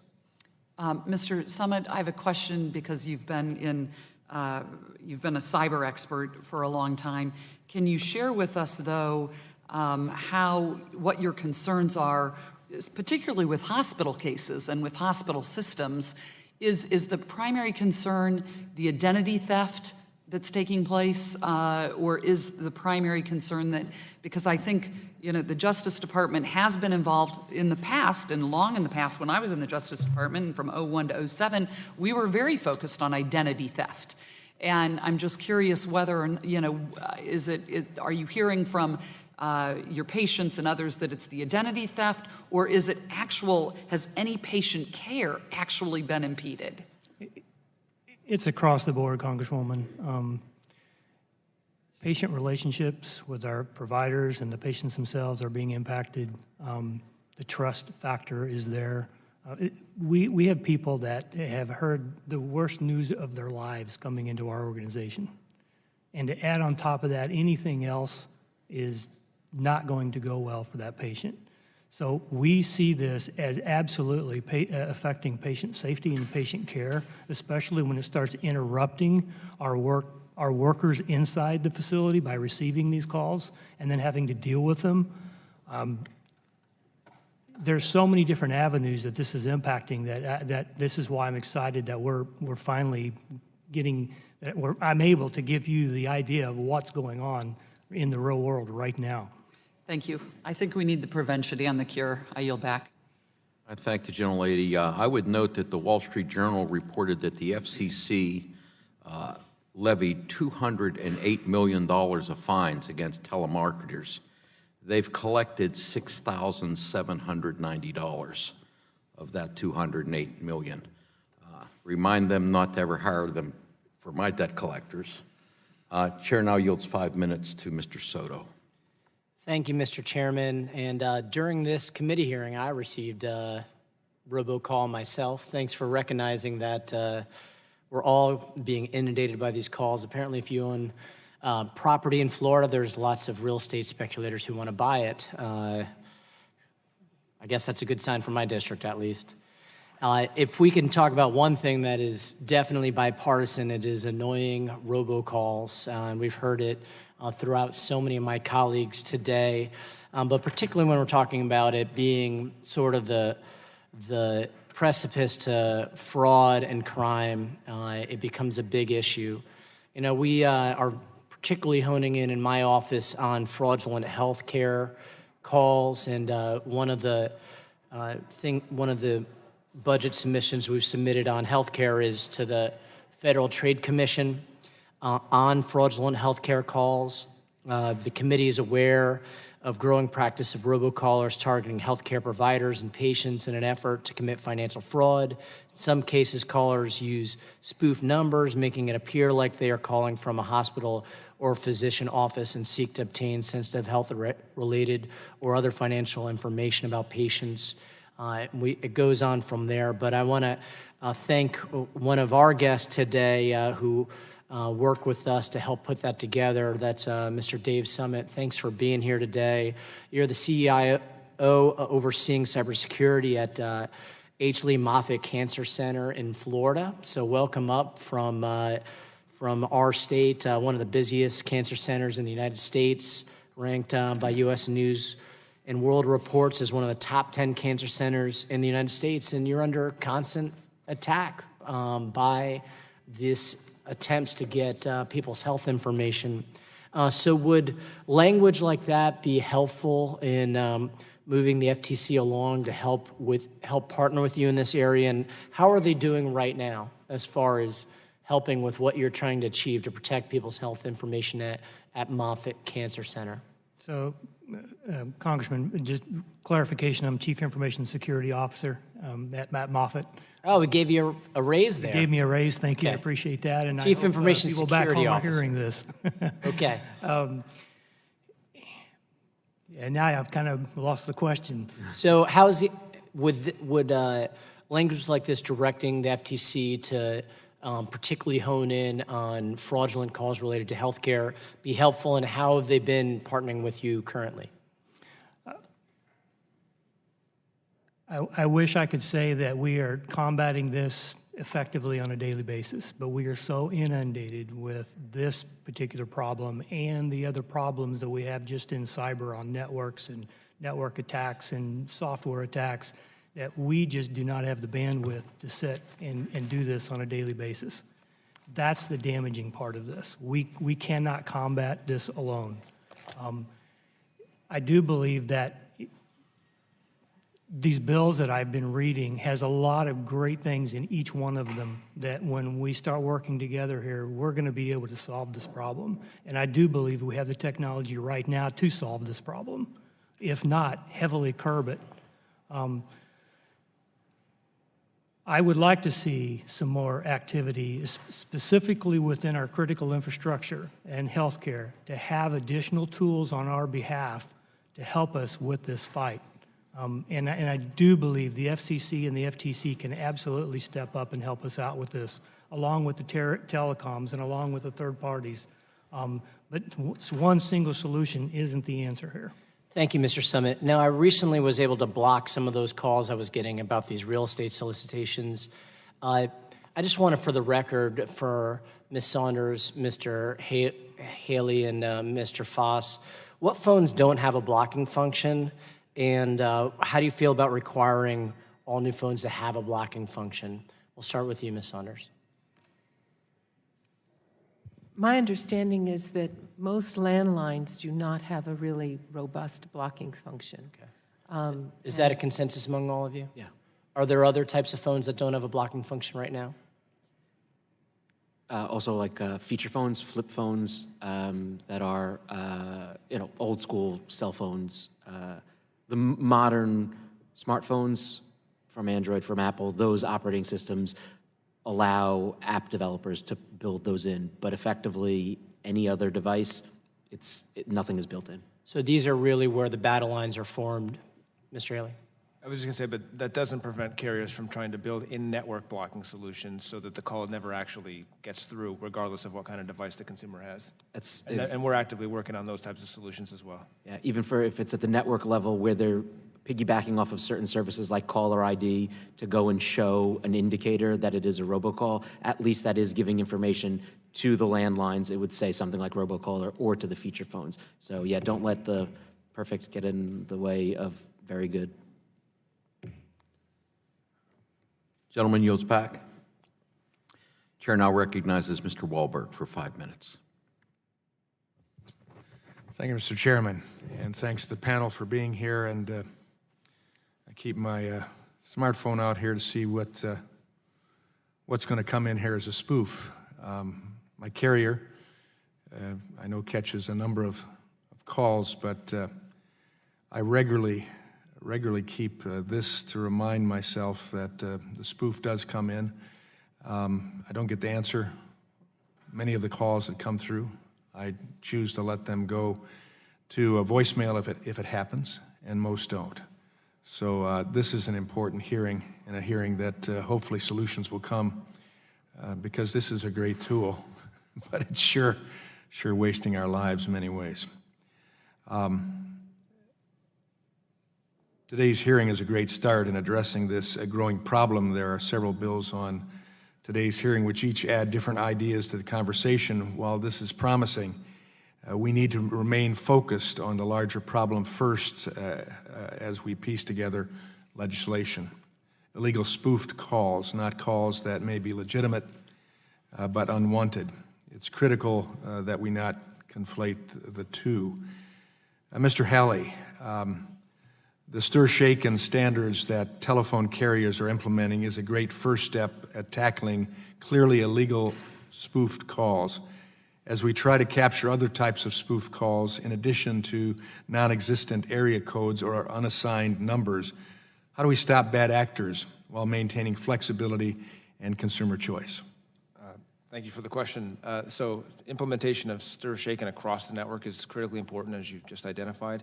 The other things we can do are making the types of analytics tools, whether they're provided in our carriers' networks or over the top, available to as many people as we possibly can. And the other third piece I would mention, two others really. One is the industry traceback group, making sure that all companies are participating in the industry traceback process. And one thing I should say is, Mr. Summit has suggested that there are solutions to solve this problem, and I agree. Not everybody participates in the traceback process. Right? There are times when we initiate a traceback and we can figure out the call ended at carrier A, who received it from carrier B, and then when we get to the next one in the chain, they're not a part of our group. Some of them refuse to participate. And so that is a problem. And so efforts via the legislative process to provide more information and to encourage participation in that traceback process would be really important. And as I've said, in addition to that, sort of going after the root of these illegal robocalls and putting some folks behind bars would be a helpful solution as well. Along that line, with technology constantly advancing, faster than we can really keep up with it, how do we ensure that our regulations as well keep up with advances in technology? So to me, the key is flexibility and not over-prescription, because whatever the current standard is, it's going to be different 5 years from now because we will have learned the way in which people try to get around it, and we're going to need to, as an industry, be able to quickly and flexibly update the protocols and update the processes in which we in which we operate. And so to me, the thing we need to be careful about is just that if we're going to have any sort of requirements, whether they be congressional or FCC, that we do so in a manner that ensures sufficient flexibility for industry, because even we are going to have trouble keeping up with the bad guys. Certainly government is going to have trouble as well. Mr. Foss, would you like to add something to that? Yeah, absolutely. I would caution on any of these laws and regulations, right? Don't get into the weeds. Let us get into the weeds. Even Mr. Soto was asking, do we need to make certain exemptions or focus on healthcare and things like that? Like, let us do the heavy lifting. If you do a broad definition, what is an auto dialer? What is a violation? When does that occur? That would be really, really helpful for all of us. Mr. Summit? Yes, and I would also add to that, not just you guys get in the weeds, get us involved in the community and in these businesses and in our critical infrastructure as part of that discussion. I think it's just so very, very important. I think the support of the task, 721, the task force is going to be a great thing in moving this forward, and that's where you get the intra-agency together, and that's, I believe, is one of the key things of getting your legislation defined here. Mr. Halley, is there any things that you see specific that aren't in these bills that we're meeting around today? Yeah, so I think we are supportive of the objectives of the legislation generally across the board. There are certain details which we might offer suggestions, and we've had productive conversations with the staff of the sponsors and the committee, and we appreciate that opportunity, and we'll continue to have that discussion. Thank you. I yield back. Gentleman yields back. Chair now recognizes Mr. O'Halloran for 5 minutes. Thank you, Mr. Chairman, for convening this important hearing to examine some forms of abusive robocalls. Consumers in my district receive daily, and I do too. In fact, I was thinking, we don't even answer the phone anymore, whether it's cell or landline, if we don't know the number. We'll look it up on the computer and check it, but we just don't do that anymore. I often hear similar concerns from Arizonans about this issue. As a former small business owner, I recognize that businesses have certain reasons in which they need to contact customers for legitimate purposes. As a former law enforcement officer, I also recognize there are bad actors today trying to scam consumers, and these bad actors need to be held accountable for their actions. While some bad actors may be based beyond our borders, we need to ensure our government has the resources it needs to protect Americans nationwide. Mr. Haley, I'd like to recognize and commend the industry for taking proactive steps to develop call authorization technology to stop the influx of unwanted robocalls. While shaken, tools are starting to be adopted by carriers. In your view, do smaller wireless carriers in rural communities face any roadblocks to adapting these new technologies? Well, the protocol is the protocol regardless of who the provider is, but I will say that there is a cost, right, associated with implementing the software and upgrading your network. As a general matter, when new technology is rolled out among the entire industry, advancements tend to happen faster with the larger providers first, and sometimes there are issues of equipment availability and vendor availability. So I think we need to be on the lookout for making sure that solutions are available on a timely manner and in a cost-effective manner for all providers, but particularly with the smaller providers where that may be a problem. Thank you. And also, Mr. Haley, in your testimony, you state that there are acute need for aggressive criminal enforcement against illegal robocallers at the federal and state level, and that fines alone are insufficient. How can Section 5 of H.R. 946, of which I am a co-sponsor, be enhanced to provide broader enforcement for robocall violations? Sure. So the legislative efforts here that are looking at enabling folks to go after first-time offenders, I think, is positive. Consideration of increasing the forfeiture penalties is something definitely that should be looked at.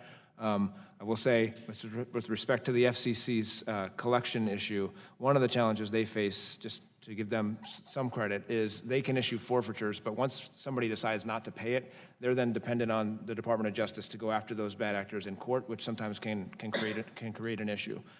So I think the way that it can be advanced would be to recognize that in addition to things we can do on the civil enforcement side, there may be things we can look at, whether it's directing the Department of Justice to form a specific group to specifically go after illegal robocallers that are committing fraudulent activities, for example. I do agree that the legislation that's looking at requiring the Attorney General to lead an interagency effort is a potentially positive step as well. Just as an aside here, there's been so many times in our history as a country, whatever the issue is, that we talk about enforcement, but we really, truly don't get down to enforcing because of the complexity of the system or the lack of personnel or the lack of funding, whatever it is. We can talk all day, but if we don't know how to enforce it and really put the funds forward, then we're just telling the consumer out there that we really don't want to get this dealt with. Mr. Summit, I just wanted to thank you for sharing your compelling testimony with us on the difficulties your organization faces with the influx of robocalls you receive while you are trying to focus on your mission of saving lives. Mr. Chairman, I believe we have a duty to bring relief to consumers who have been the victims of malicious robocalls from bad actors. I look forward to working with my colleagues on legislation like H.R. 946 to address this pervasive issue once and for all. And I yield back. Gentleman yields back. Chair now recognizes Mr. Gianforte for 5 minutes. Okay, thank you, Mr. Chairman. I thank the panelists for being here today for this important topic. Montanans reasonably think that being on the national do not call list means they won't get called, except they're getting called a lot, and they're sick and tired of it. Alvin, a 70-year-old man from Kalispell, receives over 20 calls a day. His provider allows him to block 12 numbers. Clearly, that's not enough. Connie in Missoula asked me to get back to her about an issue by email, not by phone. Why? Because she's getting inundated with robocalls and doesn't pick up her phone. A young woman in Bozeman received a call from her little brother's phone number. But it wasn't her brother. It was a scammer calling from her little brother's number. Unfortunately, her little brother had died of a heroin overdose a couple of months previously. She was shaken and shocked. It's an indictment on the system that a young woman gets a call from a scammer using her deceased brother's phone number. I look forward to solutions, and I'm encouraged by the conversation today to end this practice so no one has to go through what this young woman did. There's a bipartisan agreement here, and I think this needs to be fixed. I look forward to working together with my colleagues to get it fixed. So I want to continue the conversation on law enforcement and what we need to do to help, and I'll start with Mr. Halley. You mentioned the need for increased criminal enforcement in this area to quickly crack down on bad actors. Can you explain what you think can be done to better empower law enforcement to go after bad actors? Sure. Look, there's the TCPA, there's the Truth in Caller ID Act, there are other consumer protection, fraud prevention laws that are on the books. I think as much as anything, it's not so much that we need to change the law as it is that we need to recognize that if this is in fact such a big issue, it's not just a nuisance issue, right? It's a real issue that affects not just healthcare institutions, but banks and many other industries as well that are having similar problems. We need to recognize that. It's not just about a nuisance, it's about real crime, real fraud. And for those types of calls, I think we just need to sort of double down and quadruple down on our commitment to actually enforce laws and go after those who are committing crime. Okay. Mr. Foss, would you like to add anything to that? Yeah, I said this kind of before.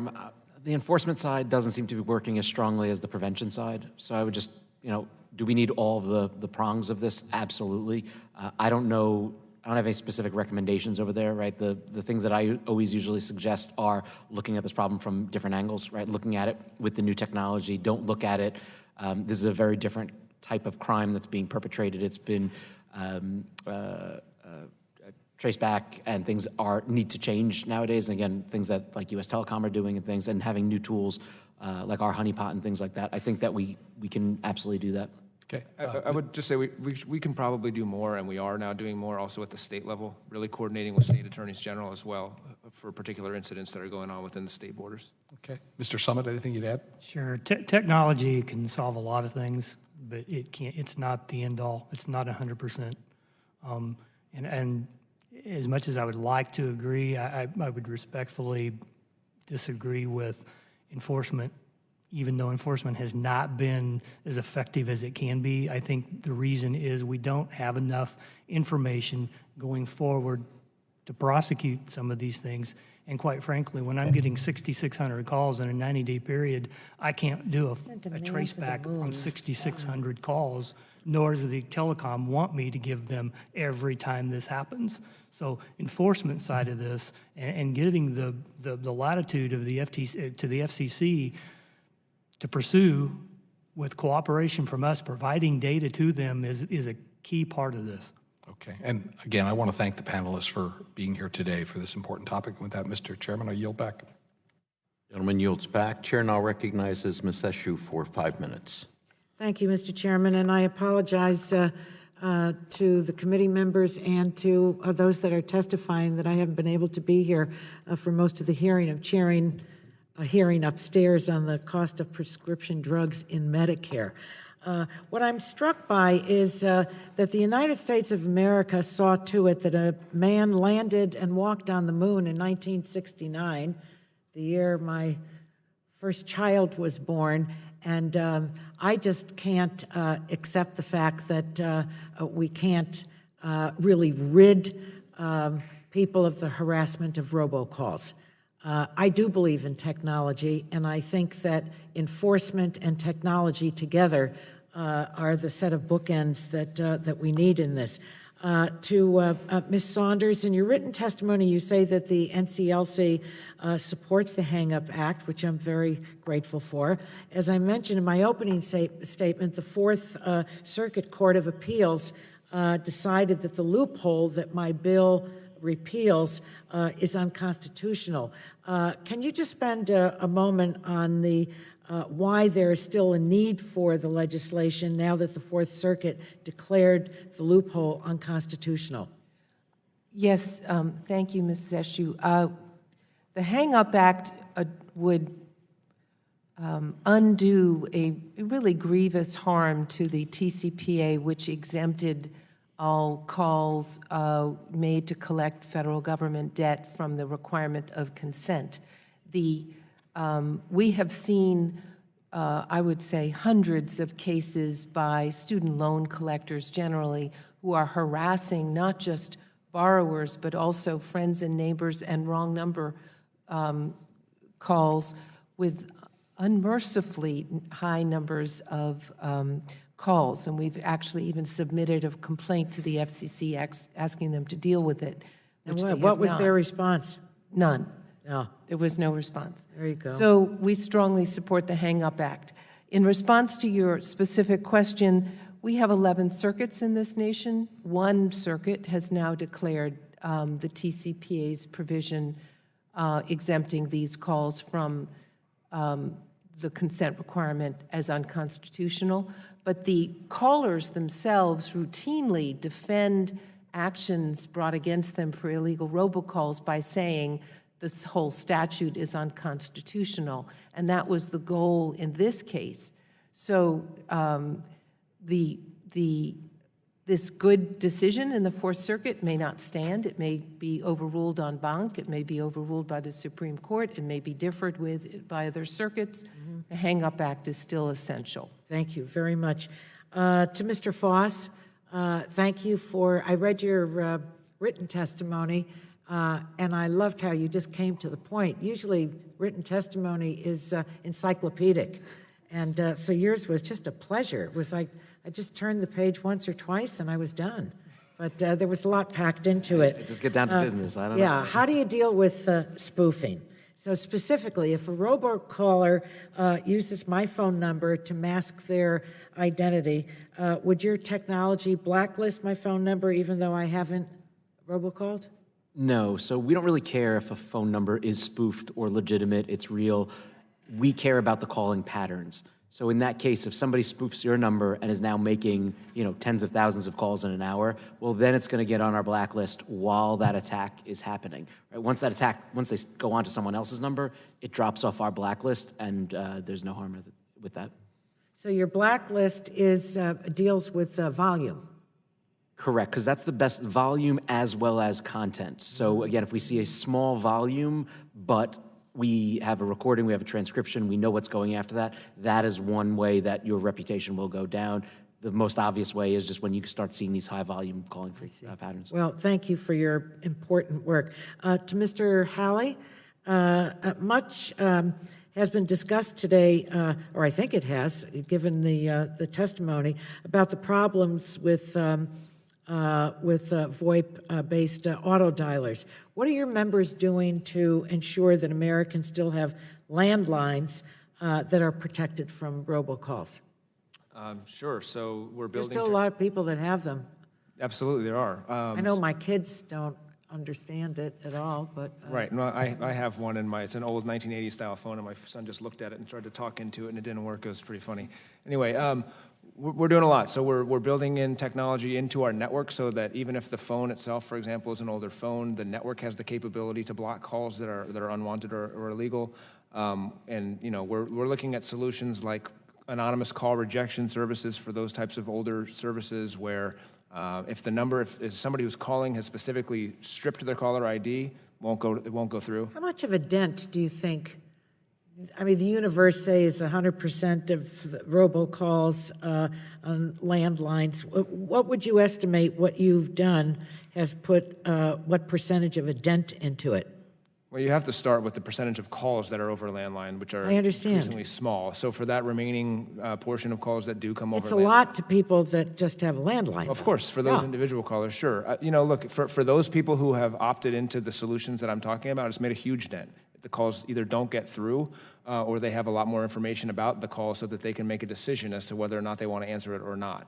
In terms of whether or not 10, 20, or 90% of customers have actually taken those services, I don't know, but it's rising every day.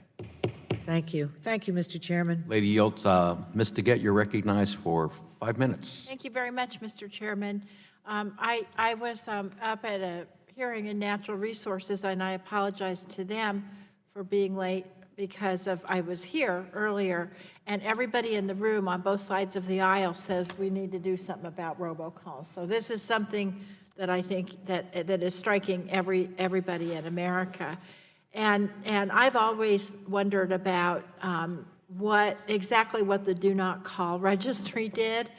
And I also think, and I'm just going to say this in public, I think that the Do Not Call registry had real benefits, but it had some real shortcomings. And in my opinion, one of the shortcomings that it had is it allowed campaigns to exempt themselves. So I get called on a frequent basis by candidates wanting me to record robocalls for them to send out, and I won't do it because I think that robocalls by politicians maybe should be even more illegal than robocalls from everybody else. But in any event, that's what I want to talk to the panel about today is the National No Call Registry, because it seemed like it was making some real impact for a while. But now it seems that, and even at its most effective points, consumers didn't realize things like politicians and others could still make calls under the Do Not Call Registry. And I'm wondering, if we pass some of this legislation that we're considering today, are we going to have some of the same shortcomings that we have found with the Do Not Call list? So, Ms. Saunders, I wanted to ask you, do you think that Congress and the FTC did enough to prepare the public for what the registry would and wouldn't do? I'm afraid that I'm not familiar with exactly what the FTC and the FCC did years ago. I can tell you. Okay. I can answer more about what's currently going on. Tell me tell me about the current So situation. I think the Do Not Call registry is good if it could be enforced. Right. Unfortunately, there is The private remedies for enforcing it are not nearly as good as the private remedies for enforcing the rest of the TCPA. Senator Durbin on the Senate side is proposing a bill that will make the remedies somewhat equivalent. The FCC has the authority to expand beyond telemarketing and include other calls in the prohibition to landlines.